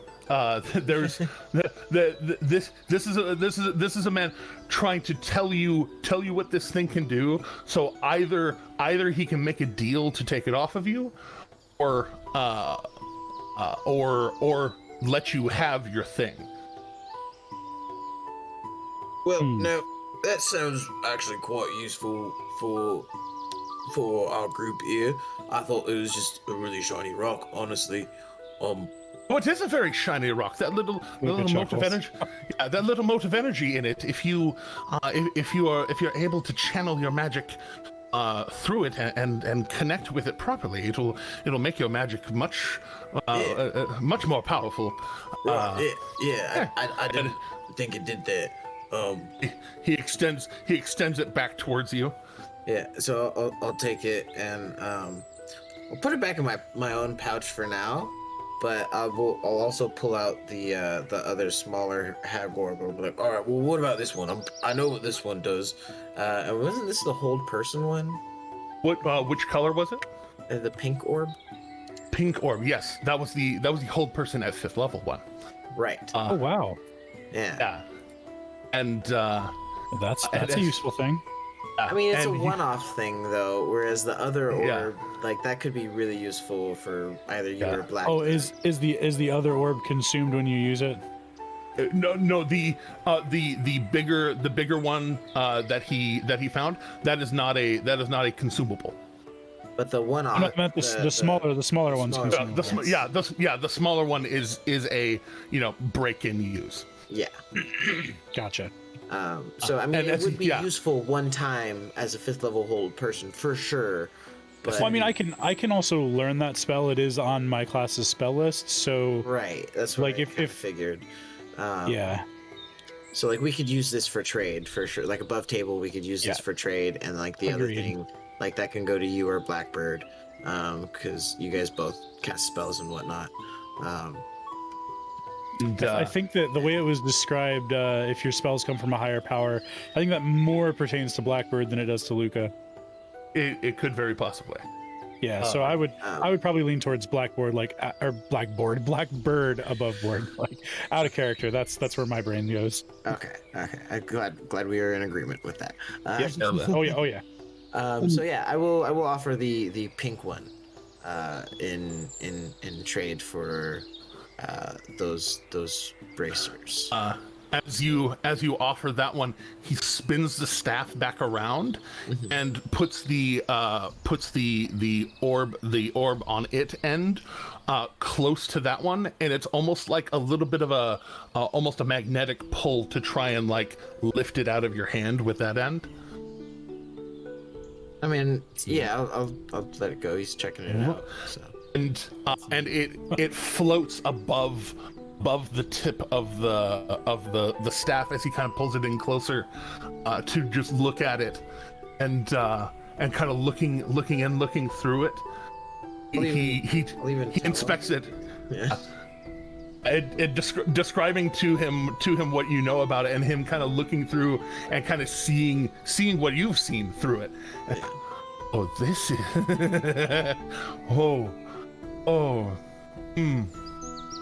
I definitely recognize this kind of magic. It is not pretty good, right? Yeah. And it's I believe they would call that a spicy meatball. Indeed. And I'm sure they would. he drives the end of the staff into the ground just a little bit to kind of let it go and let the orb kind of hang there. And he looks down towards his wrist and looks down and looks back up and looks down. Tell you what, I'll even buy a potion of healing off of you to sweeten the deal. How big? Just standard rates, right? And just you want just a little one? Just a little one, yeah. All right. Oh, easy enough. And you say that, and he reaches down and he grabs the edge of it, and it looks almost like it looks very much like solid metal, and he pulls, and it bends very, very easily, and kind of lets go of his arm as he pulls it off, and kind of cages itself back in as he takes it off. And you can see this, the line of it just, looks like it's easy to pull apart, wrap around an arm and let go. He kind of pulls that one off. Have been useful in the past, and he pulls the other one off, and putting them together, goes to hand them towards Doomerin. Says, may these be as useful to you as they have been to me. Yeah, hopefully they will help bring our group greater glory. And I'll kind of both hands grab them, and I'll set the pouch of 50 gold in his hand as well.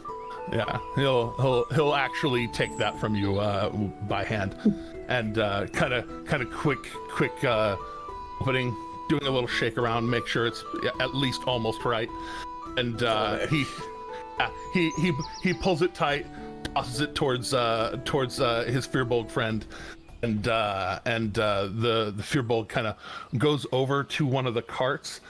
Whom among you are the most passively perceptive? Not me. I've got a 14, I believe. What's that? I'm gonna have to say Luca is probably the most passively perceptive among us. Yeah, Luca, mine's a 14. So. Luca's passive perception is only a 12. Luca is more. Oh, right. Luca is more Insightful. interpersonal stuff okay. than. Yeah, so I'm not very good at perception. I'm pretty good at insight though. I have So the- passive 14. Yeah, insight is also Akira's thing. The I have a 14s. fat 10. The 14s have it. You see as the Firbolg goes over to the cart, he doesn't climb inside. He doesn't even reach that far inside. As he has it parted. The hand that hands it to him is a hand made of bones. It just kind of reaches out and just puts a potion bottle in the Firbolg's hand, and then just pulls back. It closes, and he comes forward. It's a potion. He hands it to you. I'll take the potion, but I would like to open my senses. In what way? In a sort of divine way. A sort of divine way. Yeah. Okay. So go ahead and open your divine senses. And as you Take a deep whiff of the air, just. a deep whiff of the air. So there is that one set of words there. But you kind of you catch it right as it's there. So before the thing closes and totally pulls away, you have that moment of. Yeah. And there is that creature is most certainly undead. I take As you stock of that. Take as note you of that. you reach out, and And you, some of you might be able to see the little just kind of shock of electricity that shoots through Doomarin's eyes. I'll leave that up to y'all to decide if you notice it or not. I don't know what passive perception's like that. No, I'm just kidding. Yeah, exactly. Kidding. That insight might work though. Yeah, true. Indeed. I would say, yeah, it does seem like Slayer caught on to something, probably.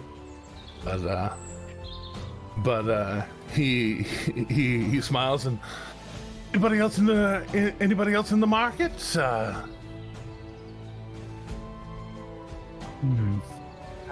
No, thank you. I think I'm pretty satisfied. Think we can You said you're headed to Grimglair. I am, yes. The government has requisitioned quite a number of potions. Right. And I'll sort of like look at the rest of the group and be like, well, it's kind of late in the evening. Mind if we camp here with you? Oh, not even in the least. We're headed that direction ourselves. There's a great deal of safety in numbers. Agreed. And there's that moment. There's a little bit of a grin when he says there's safety in numbers. Then he looks up. Towards his friend. And the bigger of the two, kind of releases his stern arms and just kind of. No, if you want. We could all travel together and be much more safe that way.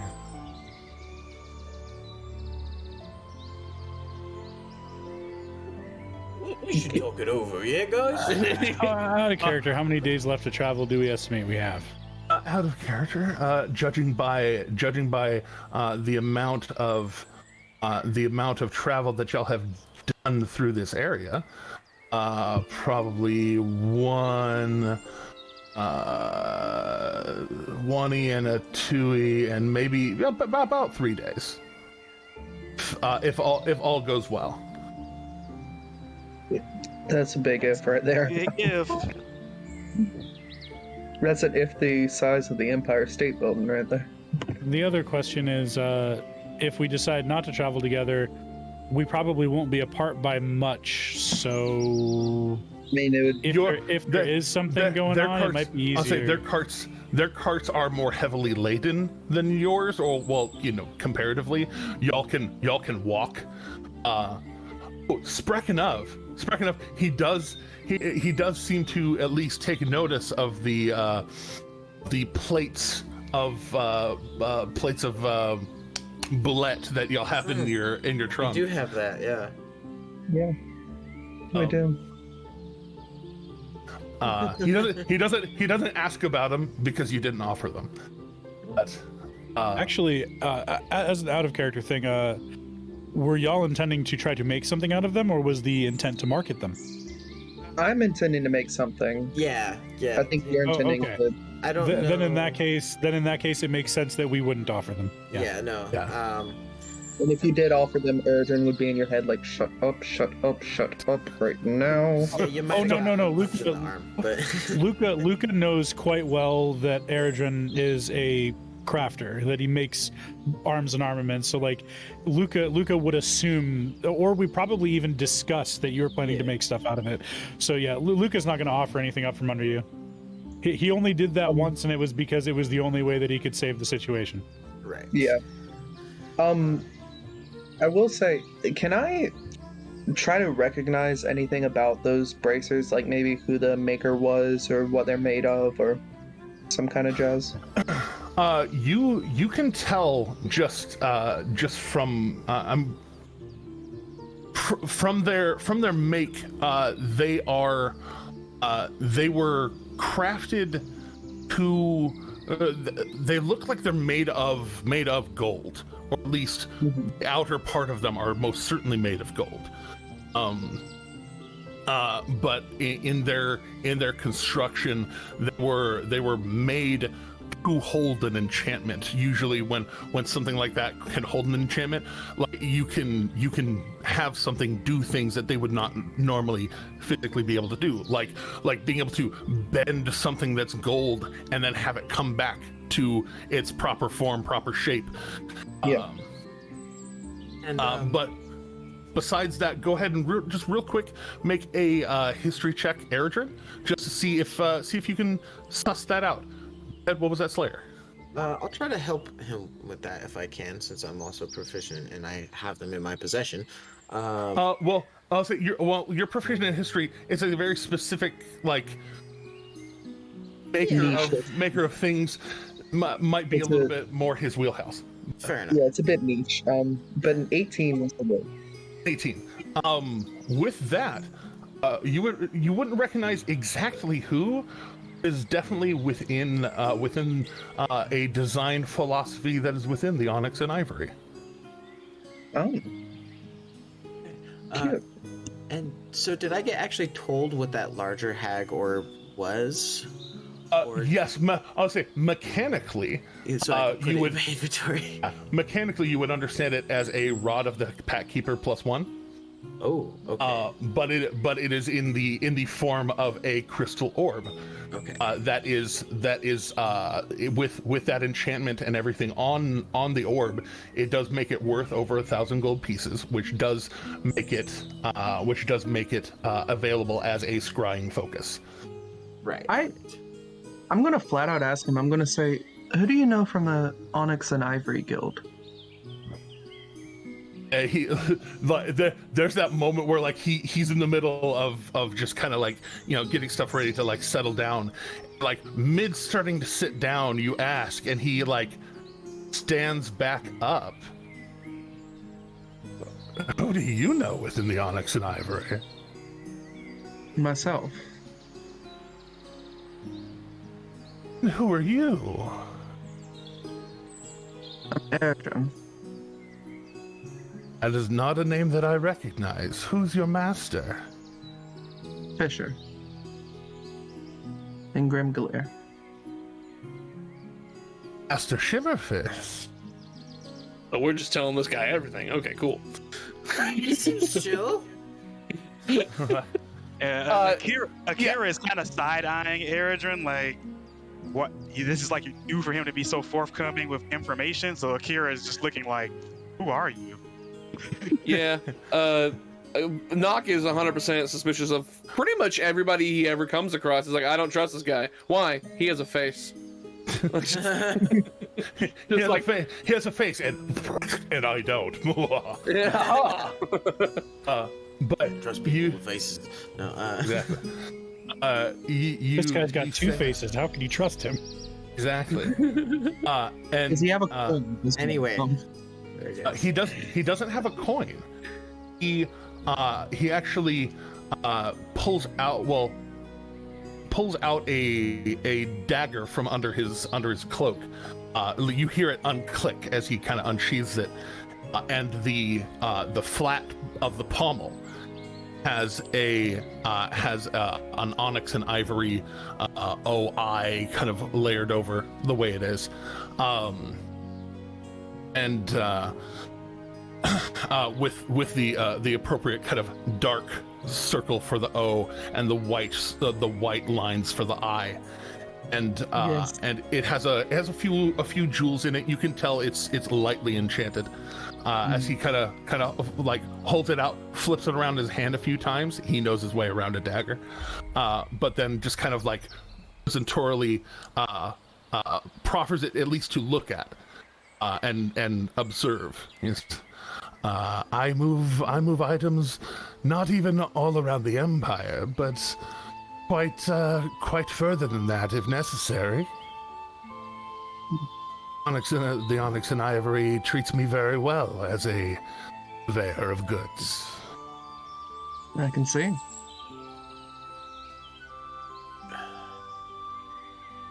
If you don't take it, he'll just kind of very quickly just kind of flip it back into his other hand and then disappear it under. I'm going to, like extend a hand to admire the work for a minute or two, and then kind of see if I could recognize like anyone within the guild who may have made this piece in particular. I know I probably can't, but very, very likely with the way it's made, you can tell if it wasn't Fisher, it's somebody very closely tied to Fisher. So how do you know Fisher then? As I hand the dagger. Well, goods for the man, and he flips it away. And when you need your products moved, especially when a lot of them need to be moved, call me. When you need products made, you call Fisher Shimmerfist.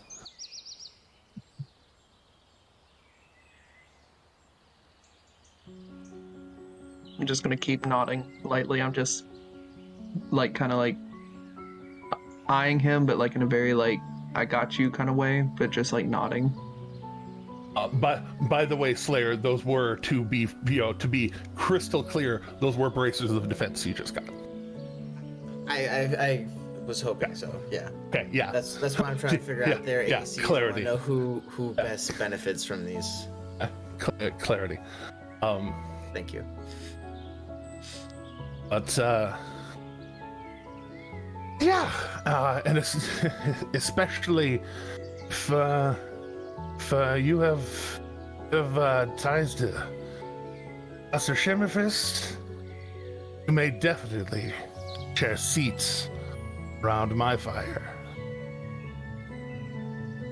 And Thank you kindly. oh, certainly. Glad somebody was saying something. Okay, I thought I heard somebody speaking up to say something.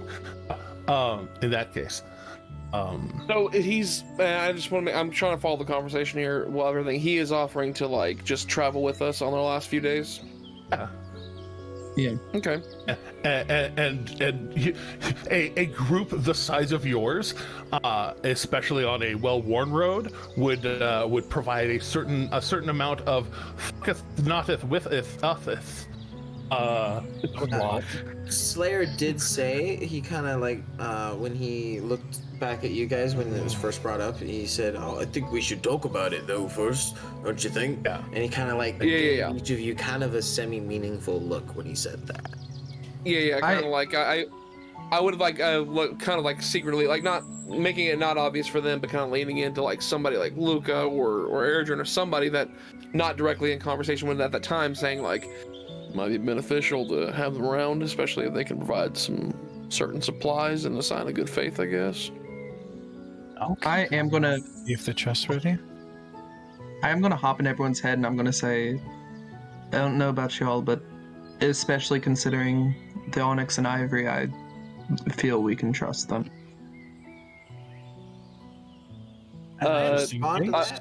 Just in case, I'll listen closely. For him, you can't respond. I can't respond to that. Yeah, you can't respond to me. At least not in. And not at this point, I would know that, so I wouldn't just. Okay. In three levels, But I'm just telepathetic, so sorry, I can't answer back. in 3 levels, you could respond back to me, but not yet. We'll find it. That's fine. Is it limited telepathy? It's limited telepathy. Yeah, limited. That's what I thought. Okay. Yeah. It's specific kind of telepathy. Yeah, so I will say like as kind of like a just we all kind of like are talking about like I'll approach him and just be like, I've been kind of quiet this whole time, just been listening, observing, and like he's been kind of on edge, not really trusting. He kind of goes up and he's like, well, friend, it seems that we may be able to make an accord here and have some safe travels together, but we'd be much obliged if you were to offer some supplies as a sign of good faith. Yeah, I mean, you make a good point. I mean, if we're going to be adding, providing added protection, I mean, usually I get paid for such sorts of things. I know we had a good trade, but, a job's a job. You get paid for such things. What's your day rate? I totally would know that. I mean, in character, you totally would. Yeah. Out of character, we may not. I Quick. mean, I don't know what is Sorcerer Supreme Pizza. What is our day rate? What would I mean? Honestly, like what would like Slayer's this far? He's like 42 years old. He's done mercenary work. He would know. Well, you've done mercenary work. You've done caravanneering. A couple of you did some caravanneering for your very first job. You know, wait, hold on. Before you answer my question, I put things in my notes for when I did things. Yeah. I worked a contract and got 6 gold pieces for one thing, and I worked another contract and got like 7 gold pieces. So like, you know, in that ballpark probably. So yeah, like cheap labor caravanneering is like a gold piece a day. Yeah. Which is kind of what I think what y'all were getting paid on the way up. And so kind of you can determine your own number from there, but I would say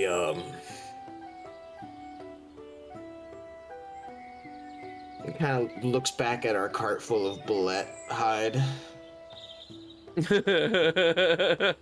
Yes, you have an advertisement. Yes, you have an advertisement right there. Yeah, I do. Yeah. I say, maybe. Given our skill set, I'd say about 2 gold a day. 2 gold a day a person, so that's 2, 4, 6, 8, 10, 12, 14. Yeah. 16. Oh, right. Indeed. Well. This is there too. Yeah, y'all have a whole ass crew. I assure you, our skills are worth the price, and we're very good at what we do, providing protection and the like. Oh, we're about 3 to 4 days out of Grim Galair. So with that, suppose we'll take gold, or like my friend here, you could just provide us a few supplies. Perhaps a potion or 2. Calculating the fair exchange rate of things. Well, with a bonus because not only do I see your skill set, I know what kind of people you at least one of you comes from. Be willing to either give one of the potions of the greater healing variety to you, or you may take 3 of the regular potions of healing, approximately equivalent in monetary value. Out of character, I would take the 3 because remember that a potion is a guaranteed resurrection if you get there in time to stop the last death save. Yep. Yeah, I agree with that statement as well. Yeah, that's what I was going to say. I'll look at this guy and be like, well, and I've already purchased 1. So 3 we'll have 3 for each of us, right? Oh, not for each, for the whole group. Remember, they're like 50 gold apiece. That's 100. I'm aware. I'm aware. I'm just asking the questions that I want him to. Like, it's gonna be uncomfortable, but he's gonna go for it. He's like, I've been dealing with Faye for weeks. I'm spelling out the fucking deal. When Nock pulls the stunt, I am in Nock or Alex's head, just like, shut up, dude. Whereas Luca waits to see how this goes because he recognized game. I'm trying to be respectful. This dude worked with my guild, man. I'm trying to be nice. Oh yeah, this man thus far is as shady of a character as shady can get, but that doesn't mean he's going to hurt us. But we could definitely. The man thus far has not done anything to earn my disrespect, but he definitely has not done anything to earn my respect yet. So I'm very much on the fence. And I would say that. So what? Isn't your passive perception also 14? No. mine's a 14. Yeah. Yeah. So you saw also the saw undead the hand. skeletal hand. Yeah. Yeah, you just see the skeletal hand too. Yeah. So yeah, no, I'll say it's totally fair.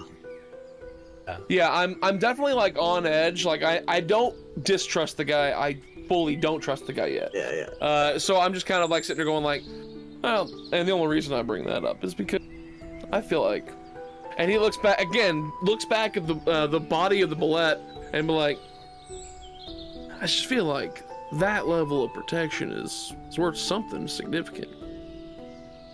Maybe when we are safely delivered into the very safe walls of Grimgalier, you talk about a bonus. I mean, that's definitely an option. And so like he kind of like turns around and looks at the crew. He's like, well, let's hope that we all get a chance to survive all the way there. Hope we don't run into any more of these big bad guys. If we do, God will grant us the strength to overcome them once again.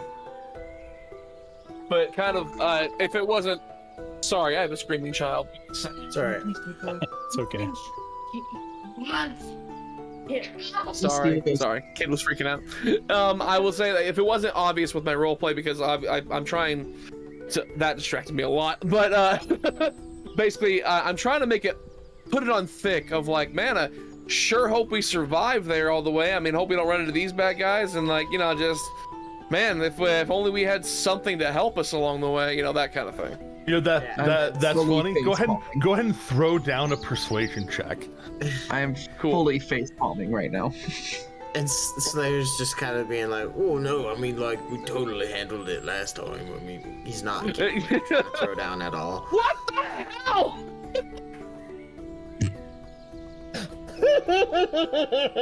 My second nat 1! I'm pretty sure in a row! Inspiration! I do have inspiration. No inspiration. You, if I remember, if I remember correctly, you have a double stack. I have 2 inspiration. I'm burning one of them. Yeah, you can burn one. Yeah. We love having 2 inspiration because I have it too. Good gracious, I'm not letting that stand. I'm tired of it. Yeah, 13's better than a freaking nat 1. Well, I mean, you rolled what your total was for the first roll for the second one, so I mean it has to. Jiminy Christmas, that's crazy. Yes, indeed. So, with that, he'll smile. He'll say, "Well, then, a part of the deal, I suppose. Instead of it being just 3, I can give you 1 for each of you." 1 potion of healing for each of you. That's a good deal, guys. Out of character, it's a good deal. And then the additional 3, but not per person, obviously. No, not the additional 3. That is the additional. Instead of 3, we'll be, Okay. yeah. Instead of 3, It will be giving away 8. Yeah. I mean, we would gain.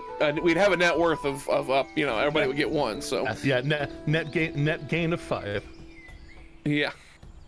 Oh. Yeah. So I mean, with that, I kind of look back at everybody else and just kind of go like, seems like kind of like a look that says seems fair. Kira is not even paying attention to your negotiations. They're doing like calisthenics and Pilates all through the background. Oh, just like laying down, doing a little salutation to the sun as the sun's going down.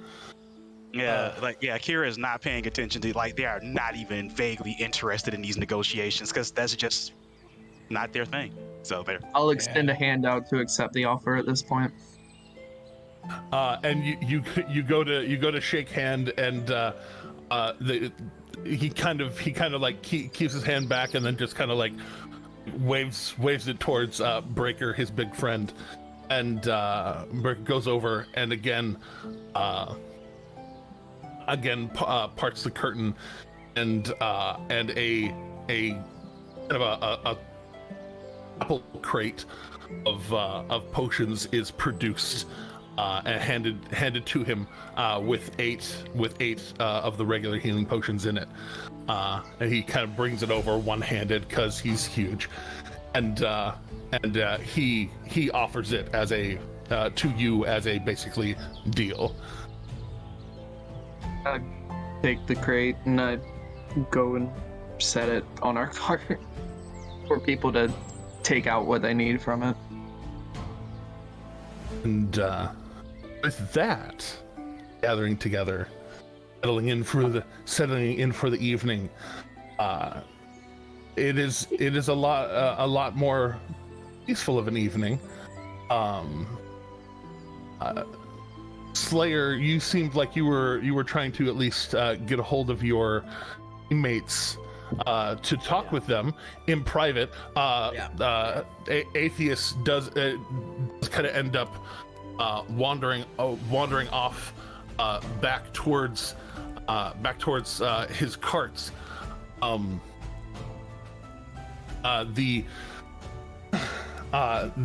There's the on each of the like driver's seats of the carts is actually very nicely padded up there, and Atheist himself kind of just goes to go and lay down and settle in up there. Breaker, the big one, kind of the two carts being basically nose to ass. The Atheist is kind of settled in on the front one, and then Breaker just kind of like sits on the ground, his shoulders still hitting like halfway up the bottom of the cart, and he's just kind of like settled in, just kind of sat and just to nap himself. But y'all have at least some privacy. You can pardon yourselves away from the fire a bit or what have you. Right. Yeah, I definitely try to gather everyone kind of a little distance away.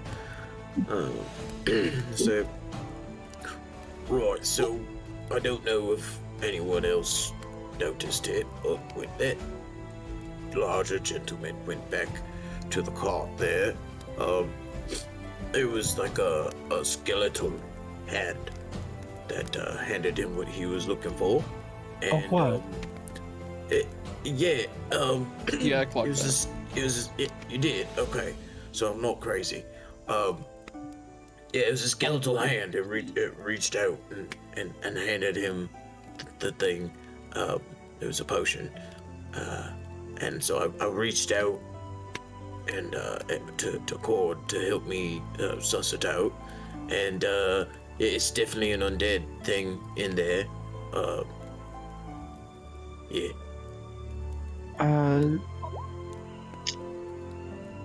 Well then, didn't see that. Now, I'm not saying that all necromancers are bad guys, but if we're going to travel with him, is something to think about. That's why I look over at look over at Ergen and be like, sorry, go ahead. There's an undead monster behind or in the cart? Is that what you're saying? Oh, I'm gonna say it's a monster. It could be like a pet thing. I'm not sure, but it's very uncomfortable, and I particularly don't care for it. Yeah, but that's like after like I'll look over kind of in Ergen's direction, like yeah, and I kind of look over, and that's why I've been trying to squeeze as much deal as I can out of this guy. I mean, he's if he's gonna be doing hokey shit, I want to make sure that we get our money's worth out of it. No one said it was hokey, perchance. I mean, right? No, like I said, not all necromancers are bad guys, but I mean, it's having an undead in the back of your cart is gonna kind of hokey a little. It's a little hokey. it's a little Is in essence illegal? Illegal? Frowned upon. Frowned upon. It's definitely not a positive, not a net positive for someone to just go around and having, say, an army of undead. No one is building a necromancy theme park. Yet. But I Right now, say, as far as we know, it's only one. But so we're not in any like legal liability by defending them right now that we know of. Correct. Yeah, look. if Luca kind of rolls his shoulders and just, I don't like it, but it's not necessarily going to be a problem. I mean, he could have more, and it's like the old saying goes, like when you walk through a graveyard, be sure to wear silver, or a ghost might jump into your body. So, I mean, that's why I got this silver ring. But Is that a common saying? yeah, I mean, everybody knows. Rolls right off the tongue. Anyway, Yeah. I'll just say that I'm fine with traveling. That's not the problem. I'm keeping one eye on them at all times. I'm not letting an eye off them. You can expect have me to pay attention as well. They have to have at least some substance. modicum of trust, because, I mean, Onyx and Ivory trust them, and if Onyx and Ivory trust them, I do. I don't know that Onyx and Ivory trust them so much as they use them as a distributor. I mean, I might not have to trust someone to sell them something. I'll kind of look at, just like in the whole group and just be like, listen, fellas, I didn't trust any of you until, well, quite frankly, it got to the point where I had to trust you with my life. And then I found out that was not a bad choice. I don't trust anybody. I definitely don't trust anybody who hasn't earned it.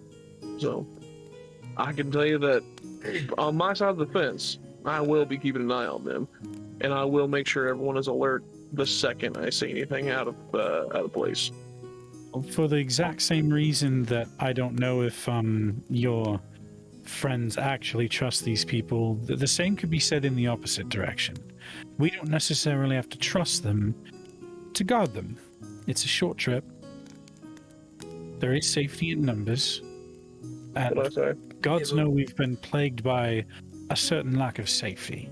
Yeah, it's just undeath is just so unsavory, I don't. Yes, and that's their problem that they'll have to answer for to whatever higher power they go to when they inevitably kick the bucket. It doesn't have to be our problem.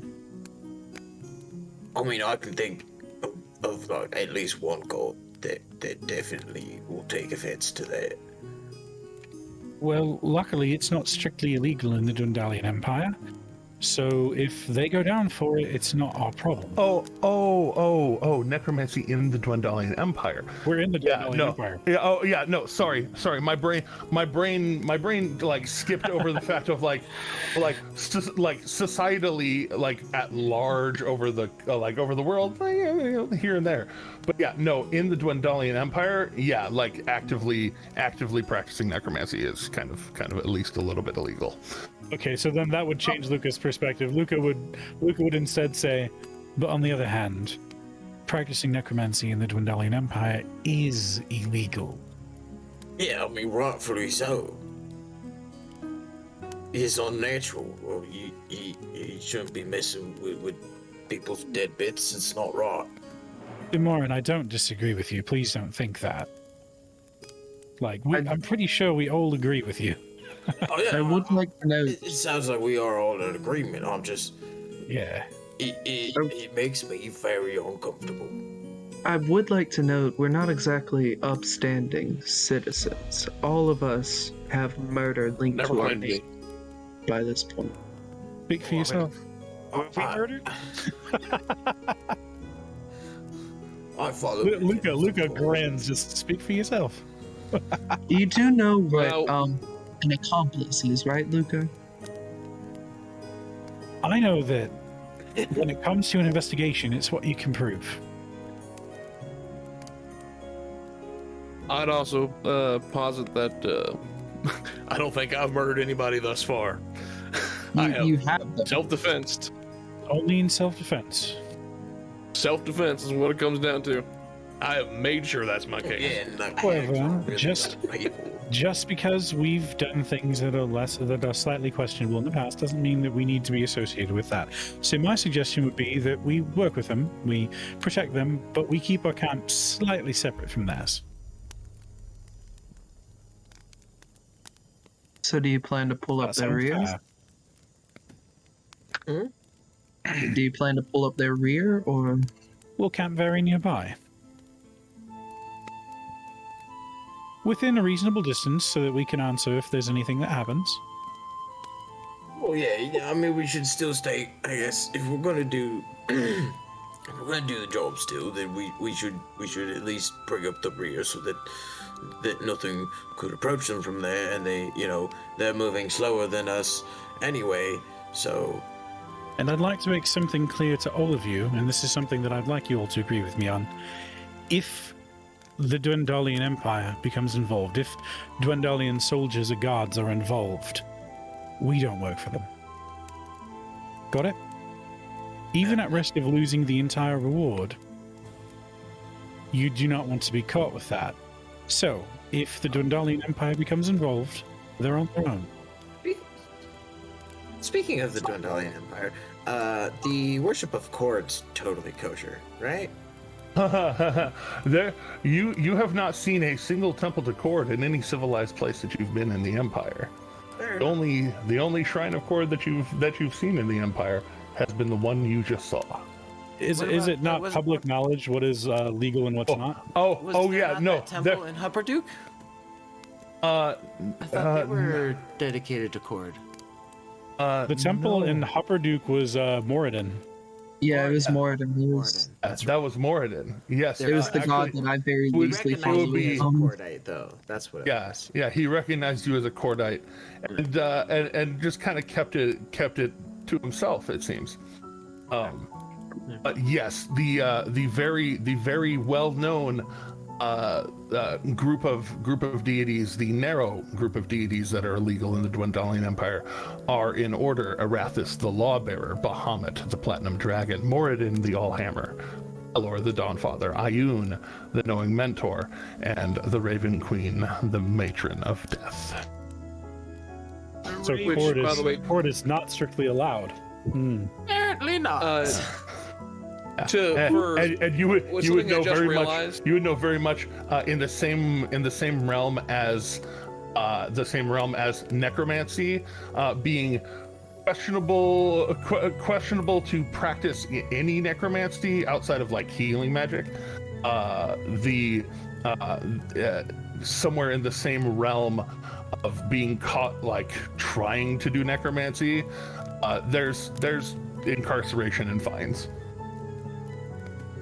But yeah, it was something I just remembered, and that you all would know the previous night whenever Nock had finally just revealed all the information, blah blah blah, to you guys. When he was in his full monk robes, you would have seen if you know what it is, you would have seen the symbol of Ioun on him. Basically, he has several in his possession. The quarterstaff he had found, or the quarterstaff that he had before he switched to the new one, I guess, would have had symbol of Ioun carved into it. He has a necklace of it as well, and things of that nature. So if you're aware of what that looks like, you would have seen that very clearly. The little kind of almost question marky looking staff of Ioun on the staff, and then the necklace would have the three circles. Yeah. Oh, the Dwendalian Empire sucks. Well, Ioun is approved. I know, but that's just Luca's thought out loud. Just God, the Dwendalian Empire sucks. Yeah. Wait. Freedom of religion, right? Since we're on this Menagerie whole Coast, legal friend. discussion, are Onyx and Ivory like legally like sound or? The Onyx and Ivory are a guild. Well, no, I know they're not a religion, but like So even they're as a guild, they're like a licensed guild. They are recognized. They are known as people who are going to make sure. People who are craftspeople, very well established. Wanted to make sure. That's good to know well about known. Kord. I didn't. Well known in the circles. Yeah. well known in the circles that that they're well known in. But yes, yeah, with Cord, it's a little here or there. I totally, I didn't even realize that. It's neat. But yeah, Luca would actually just kind of grin and just, I'm from the Menagerie Coast. Everything's legal on the Menagerie Coast. You need to go there sometime. Not absolutely everything, but so much. It's totally. But that's all subjective. Yeah, exactly. To give you that same The law is sentiment, subjective. to give you that same sentiment, I'm from the elemental plane where quite literally everything is legal. Nothing is true. Everything is permitted. Yes. Oh, we're going full assassin? Okay. Trademark. That was my Copyright. senior quote. No joke. Nothing is true, everything is permitted? Yes. That was my senior quote. I even put like by Altair ibn La'ahad underneath, like. Amazing. I am so proud of you. I could go find my yearbook right now and prove it. No, you're fine. You're fine. I'm with it. I fully believe you. I pointed off screen again when my camera was covered, but yeah. Indeed. So, with that, kind of pulling your camp a little bit further away.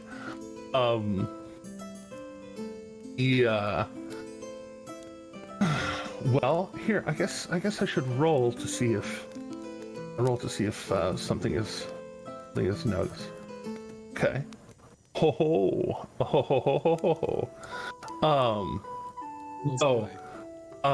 don't like that laugh.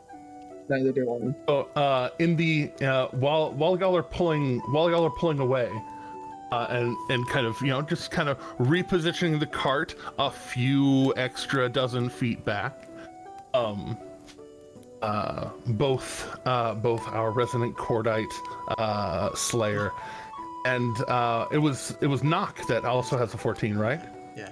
Yes. The both of you would just barely notice, kind of in that in between space between the front of the back cart and the back of the front cart, there a head kind of leaning out, looking as y'all are pulling away, and as both of you kind of notice it about the same time, he notices it notices being noticed, and you see it has just a like in the eye area, little red glowing eyes, like red glowing orbs for the eyes, and then being seen suddenly like pulls back into the cart.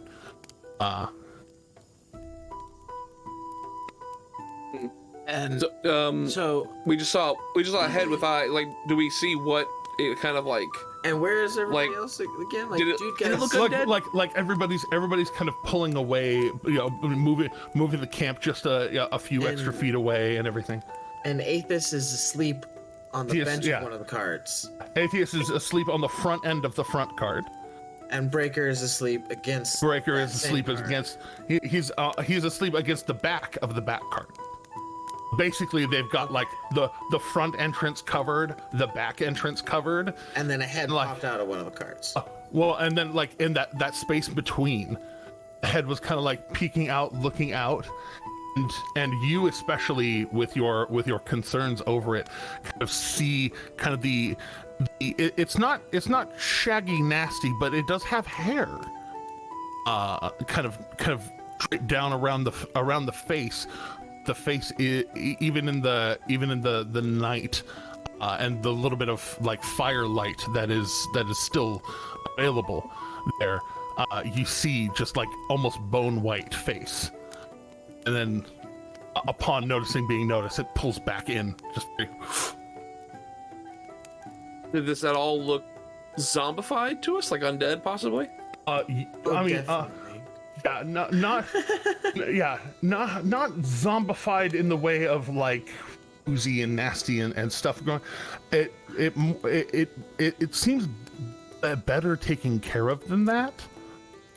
Almost I use the word mummified in a literal sense, like desiccated, like all the moisture is out of the skin, and just basically like skin on bone, no extra meat between, and it's pale in that way. Okay. So I would look at that and just be like, maybe they're born with it. Maybe they need Maybelline. I don't know. But Layer's gonna visibly shiver. I kind of I look over it and I noticing that I see that, and then I kind of like with Slayer having also noticed the last event, I would lean over and go, "Did you catch that?" Yep, I did. I don't like it. Well, yeah, I'm not a super big fan myself, but something to keep an eye out for. Most definitely. And either or both of you, I'll have you. You can each roll an insight check. Okay. This is their pet.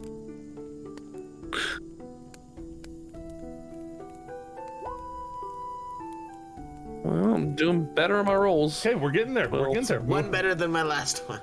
Moving on up. So with that, not with my that, passive insight, by the way, is a 14. I don't know if that's also. I am keeping that in mind. Thank you for that. Okay. Keeping all of that in mind. You can tell, like, in the way that it moved, there was a curiosity there. This thing doesn't seem without some sort of intelligence. You have the it seems to have its faculties about it. Yeah, and you it seems to you like it's possible it might have heard at least part of your conversation. Oh. Okay. Basically, like y'all pulling away, like it was observing y'all pulling away. Mm-hmm. That's okay. We didn't actually say anything bad. No, not necessarily. Not even a little bit. If it reports it back to its master, then all they know is that we aren't going to put ourselves in, legal liability for them, but we will fight to defend them if something comes. Yeah, I mean, we're still being very honorable with what our deal is. Yep. Indeed. So, yeah, with that, I'll keep that information. I'll just kind of like, I will, like, inform Slayer, and then also, like, everyone else who's kind of nearby, just like, basically knowing that, kind of getting the vibe that this thing hurt us. I'll just say, like, I want to keep your eyes out. We might have more ears listening than we thought. So that makes me feel less good about this.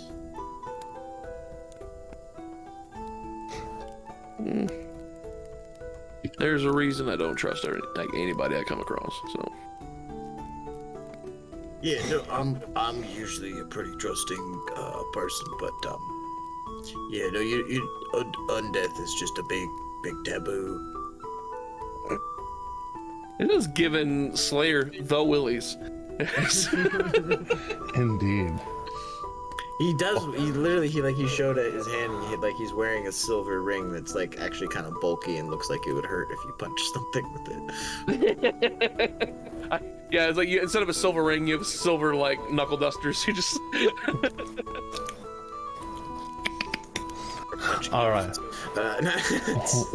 Well, doing your nightly.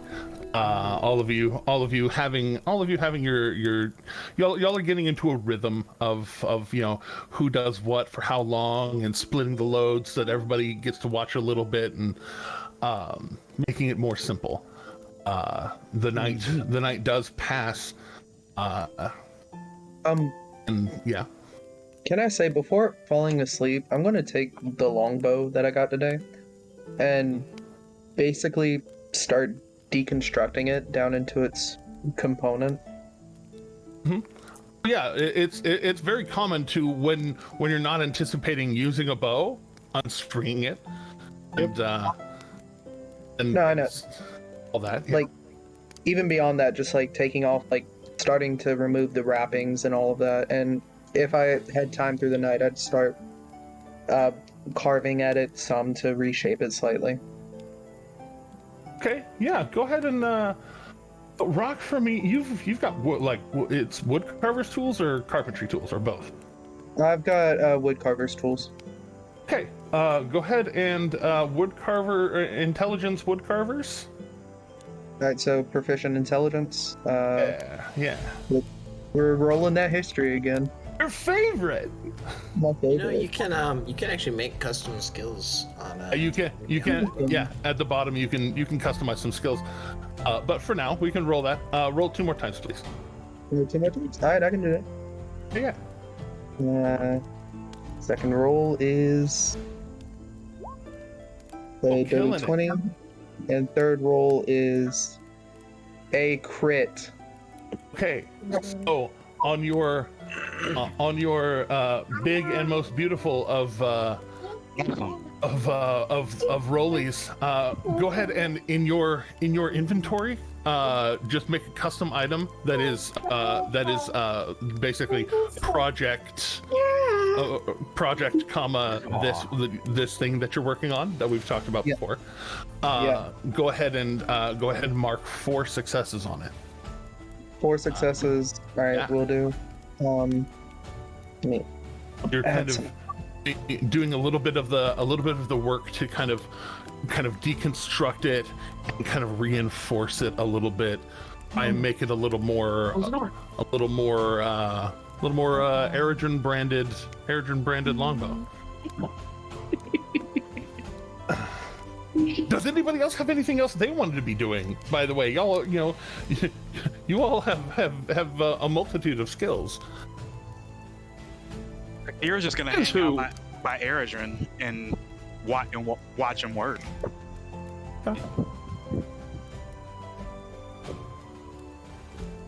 Since I did, He seems even more comfortable with the longbow. Since I did crit, and you can say for or against, it doesn't matter that much.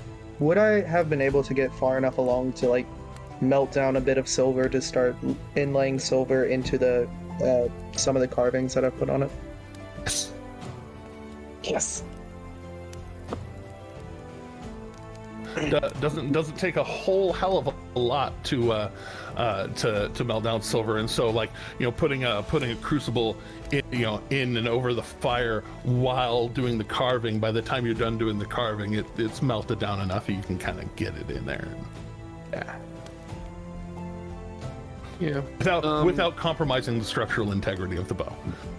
What I will be using my time for is I'll be saying that I'll take one of my silver darts that has been so kindly crafted for me by Eredrin, and I will also take some of my hempen rope and just kind of like get a length of it and actually finally make my kunai and actually get to a point where I can start practicing with it, because I haven't I've been practicing with the darts, but I've been really wanting to get that kunai down, so trying to use it more effectively. So I will be fashioning that together, trying to get that tight, not tight and everything, and also like practicing with it, like trying to do the rope dart and all that kind of stuff. Yeah, you're familiar enough with this, like it's something you've done before. Just haven't trained with it extensively yet. Well, no, at least since getting back on the road, you haven't really done much in the training of it, and so kind of getting back into it and starting to just kind of get the flow down. That's easy enough. I won't have you roll for it, but you know how to tie secure knots. You know how to put this together and kind of get it started.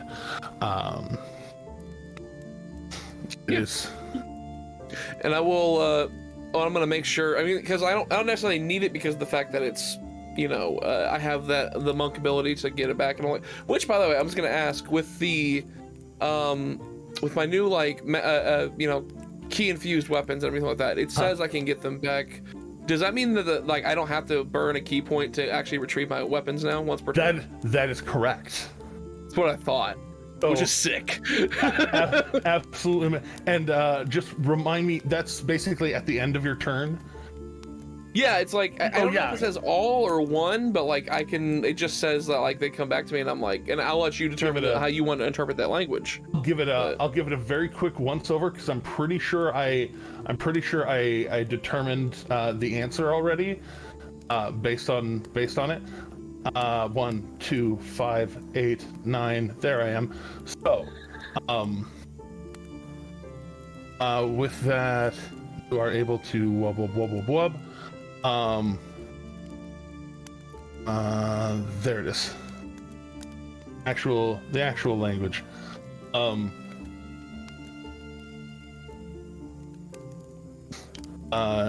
Yeah, so when you throw weapons, they return to the hand at the end of the turn. So yeah, basically like you can throw up to with your flurry of blows, you can throw up to 4.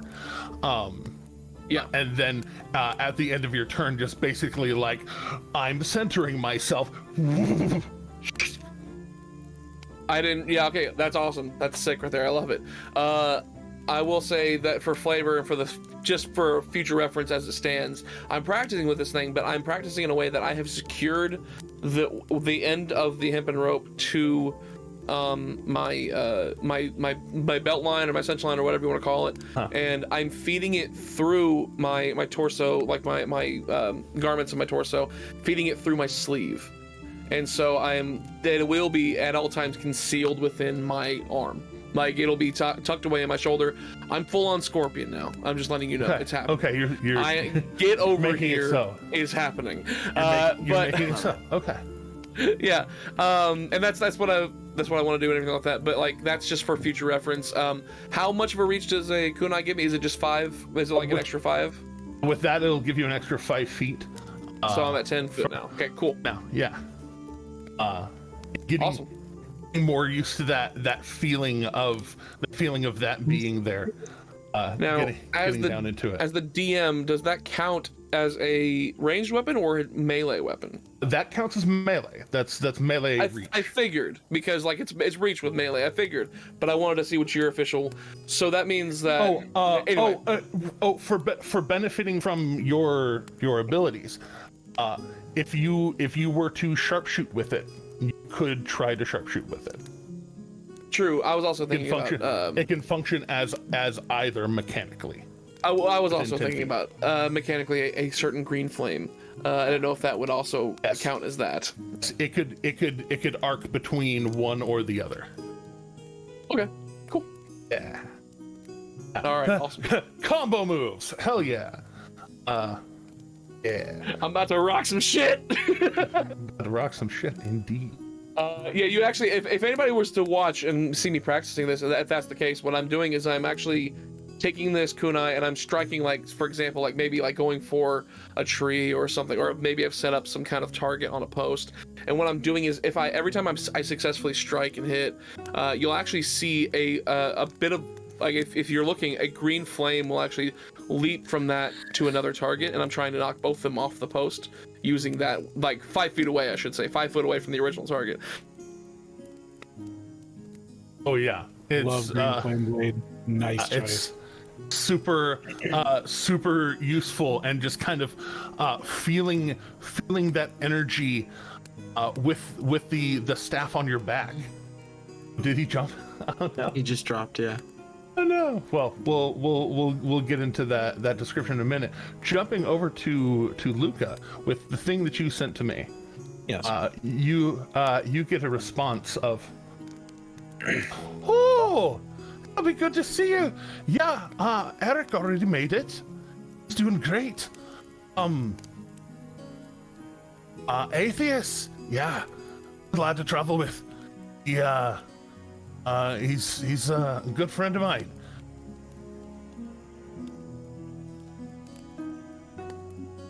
Oh, okay. Luca is going to take that and go over to Eredrin then. All right. I'm in the middle of like in the middle of very carefully pouring hot molten metal into. I'll wait into till he's done Golaith. doing that. I'll wait for just a moment until he's done pouring hot metal. Letting the first part of it start to cool and solidify up on the top part. Yeah, when you walk up, Kira's gonna say, "Hey, Luca," because Akira's just right there, hanging out. Hey, Kira. You might want to come over here for this too. This good for the both of you. Okay. I'm finally gonna look up. Like, my mage hand is like holding the crucible in the fire right now. My echo's just looking over my shoulder, just whole 9 yards, and then I'm gonna be like, That is a good benefit of a mage hand. Yep. So, I fired off a sending spell to Fisher. ah, Your brother already made it back to Grimgalier. that's good to hear. Nice. And he informs me that he considers atheists, and he looks a little bewildered and just... Fisher considers him a good friend and says that he's a good person to be traveling with. I'm So- gonna look up just enough for my eyes to be seen and like give you like the I told you so look without actually saying it. But I mean, I found it kind of surprising. But I'll share the news with Alec and Demorin as well. I figured if anyone was not at ease, it might help to hear that. Also, Fisher says he's looking forward to seeing us. I'm glad to see him as well. Does it make the undead thing any easier to cope with? If Fisher trusts him, though, there must be a reason. Again, I told you so long. And as Luca walks away to head towards Nock and Demorin, he's just going to kind of pat Akira on the shoulder as he walks by. See you later, Luca. I'll be around. And he'll wander his way over to find Nock. Jump in some green flames. He looks a little impressed watching the green flame blades jumping, and kind of walks over with his arms crossed, just kind of, looking actually suitably impressed by that ability, because let's be honest, green flame blades is pretty cool. Pretty cool. We're all just playing with fire tonight. We are, yeah. Alec, I got some. And he'll. Yeah, go ahead. Got some surprising news. He's still very much listening, and he's like, yeah, go ahead. And he's still practicing. Like, he is not taking his focus off that necessarily. I made contact with Fisher. Using a handy spell I picked up along the way.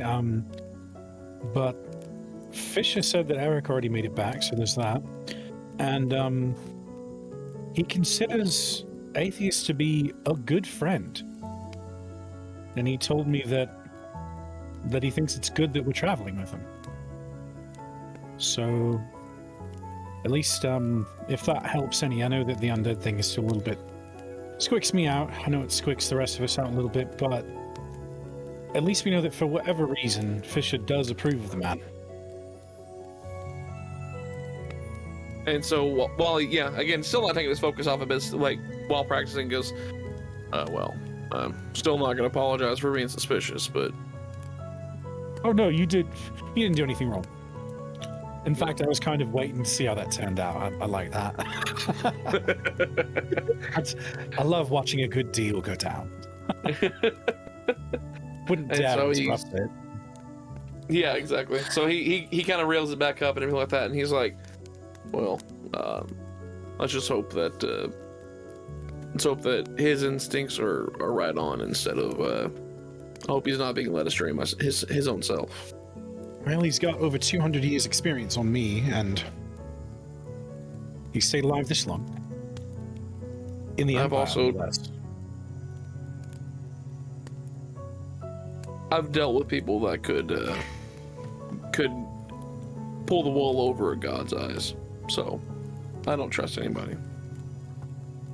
That's a story that you're going to have to tell me sometime.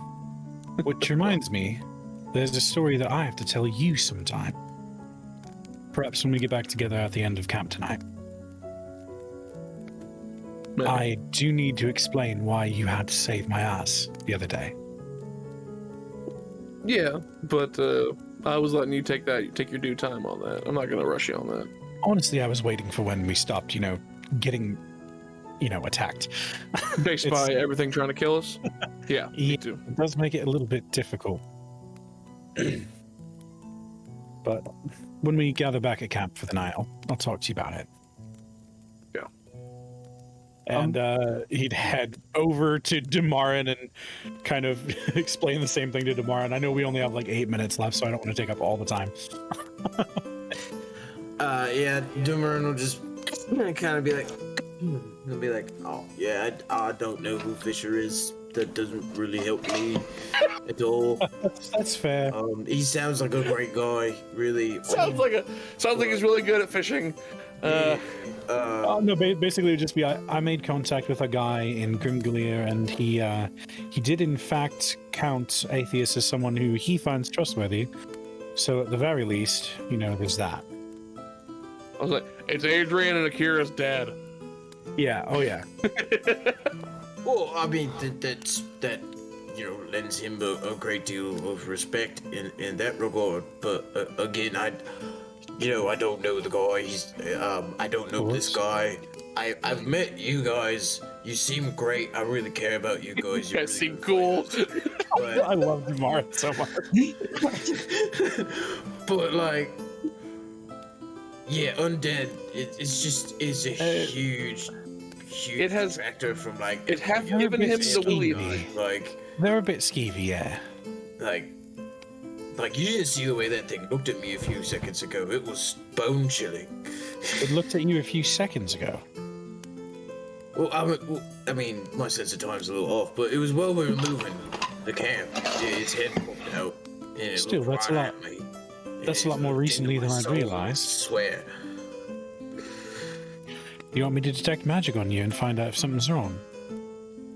Well, I mean, it couldn't hurt, but I've got these eyes on my back, and he flips around and kind of pulls his shirt up a bit, and he's got these wolf eyes tattooed on his back. And he's like, yeah, these help ward off evil spirits, so I feel pretty okay. But I mean, it couldn't hurt if you don't mind. Luca absolutely will. He will detect magic. All right, so detecting magic, looking him over, he's not radiating anything that isn't normal. His body just kind of, as you're studying it, every little bit, there's this little kind of jolt of evocation that kind of pulses through him, down one arm or up from his heart up towards his head, just kind of moving through him. There's a constant bit of magic in this man. Huh. Well, that's The interesting. camera was covered again, and I was totally being animatic when I was going on about the undead. I was like, right the eyes. Is that magic? Am I able to determine the source, be it divine versus arcane? Is that something that I'm capable of, or? I'll let you. Let's roll a religion check. Well, I mean, I'm not any worse at it than I am at arcane, so. Zach felt that. I'm at least half proficient in everything. Yay, go Bard! Or another. Yay! It was a 20, and then it bounced over to a 2. Oh, bro, every feeling that I have. Let me tell you what. Hey, it happens. That's why they're so close together on the die. Do you want to use any of your special Ds? Honestly, no. I think I'll just leave it as is, because the thing that I might have noticed is that Slayer mentioned specifically reaching out to Cord and getting some kind of answer. So I know that he has some kind of extra perception ability. So Luca might actually be able to suss out that Demarin actually does have some magic, which in his mind explains why Demarin has been so good at identifying magic items. And other than being able to tell that it looks to you like jolts of electricity, like lightning bolts, just kind of like shooting through, and almost like lightning shooting down through veins, and you just kind of like every now and then just. Yeah, it's not something that I perceive as harmful. It's something that I probably perceive as like a buff, right? Yeah, probably, yeah. Because Cord is also known, I believe, as the Stormlord, right? Like, I think. Indeed, It's one of indeed. many titles. It's Luca one of would his several grin. titles. Luca would grin and just, I do see magic on you, but I don't think it's bad. It's like there's lightning under your skin, waiting to come out. Cord is with us, then. He's definitely with you, I can tell you that for certain. For the ease things. Yeah. Oh yes, I think Wait, I thought I heard one more person talking. What was go. No, I think we're good. No, I think we're good. I thought I heard you, Ro. I thought I heard you speaking. No, it's fine. Okay. It's fine. Sorry. You're okay. They're right at the very end. So along the way, the following 3 days are the first day. We're gonna do this in reverse order. The first day is that of pretty easy travel. One rest. Okay, so pretty easy travel, and not much in the way of eventuality. Getting through the second day is a bit. There is weather, and y'all are getting closer to the mountains. There were more weather patterns going on here on your way. During the third day, there is enough wind, enough things going on that like the whole day is a lot slower going. Even for y'all with the cart with the much lower profile, there is wind. It is a windy day, as some might say, and it slows down the travel enough that while definitely within sight of the mountain for which Grimgalir sits at the base of, you are still a solid probably half to 3/4 of a day, especially in this kind of weather, off, and one of the tops of one of those carts flies off. Akira, I haven't had you roll a die in a little while. Yes. Just roll a d4. Evens will be the front cart, odds will be the back cart. All right. That's a 4 on the dot. Okay, so evens is the front cart. The front cart that has Atheist on it.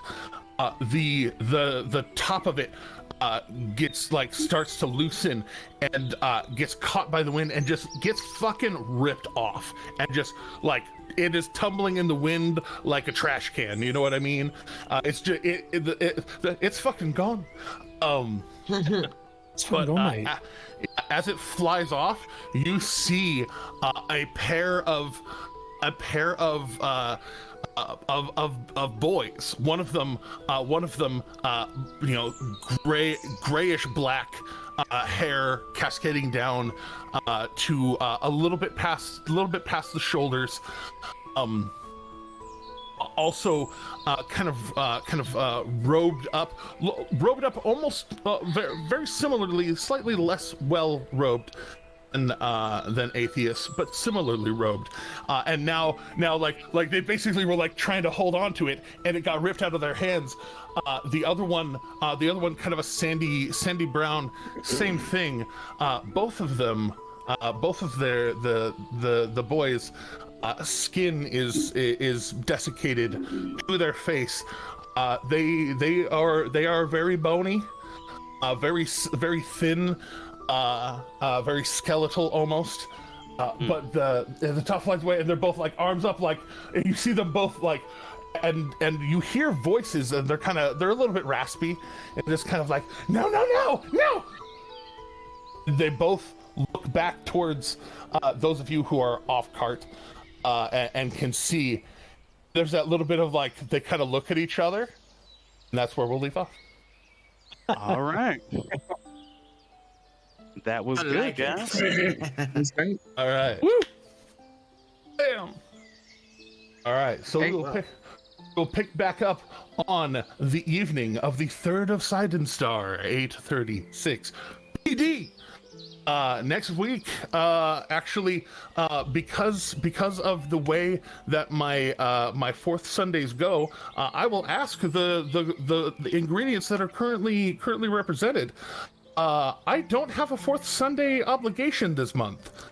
Oh. So, y'all want to play next week? Sure. Totally. Yeah, I think I'm good. Yeah. I would be unable to join, but Okay. We'll keep that in mind. We may still be able to. We won't, but... Maybe we won't. Maybe we'll dive into the fly soup again, or what have you. Maybe. So we'll see. We'll see. We'll work that out off screen. But Always now, looking for an excuse to play Monster of the Week. So if anybody's interested in Monster of the Week, I might have the facilities to maybe learn that. So to participate. Yeah, look at you. Yeah. We'll see. So, as always, thank all of you for joining me here. Thank all of you for joining us here. We really appreciate your support. Please, do all the things. We're Twitch affiliates now. You can do the things on the Twitch. Anyways, thank you so much for joining us. Until next time, please remember that kindness is free and gets you way more social points than being an asshole. And please keep going. And also, don't forget to follow and subscribe. Click the bell for notifications. All the stuff. Do the things.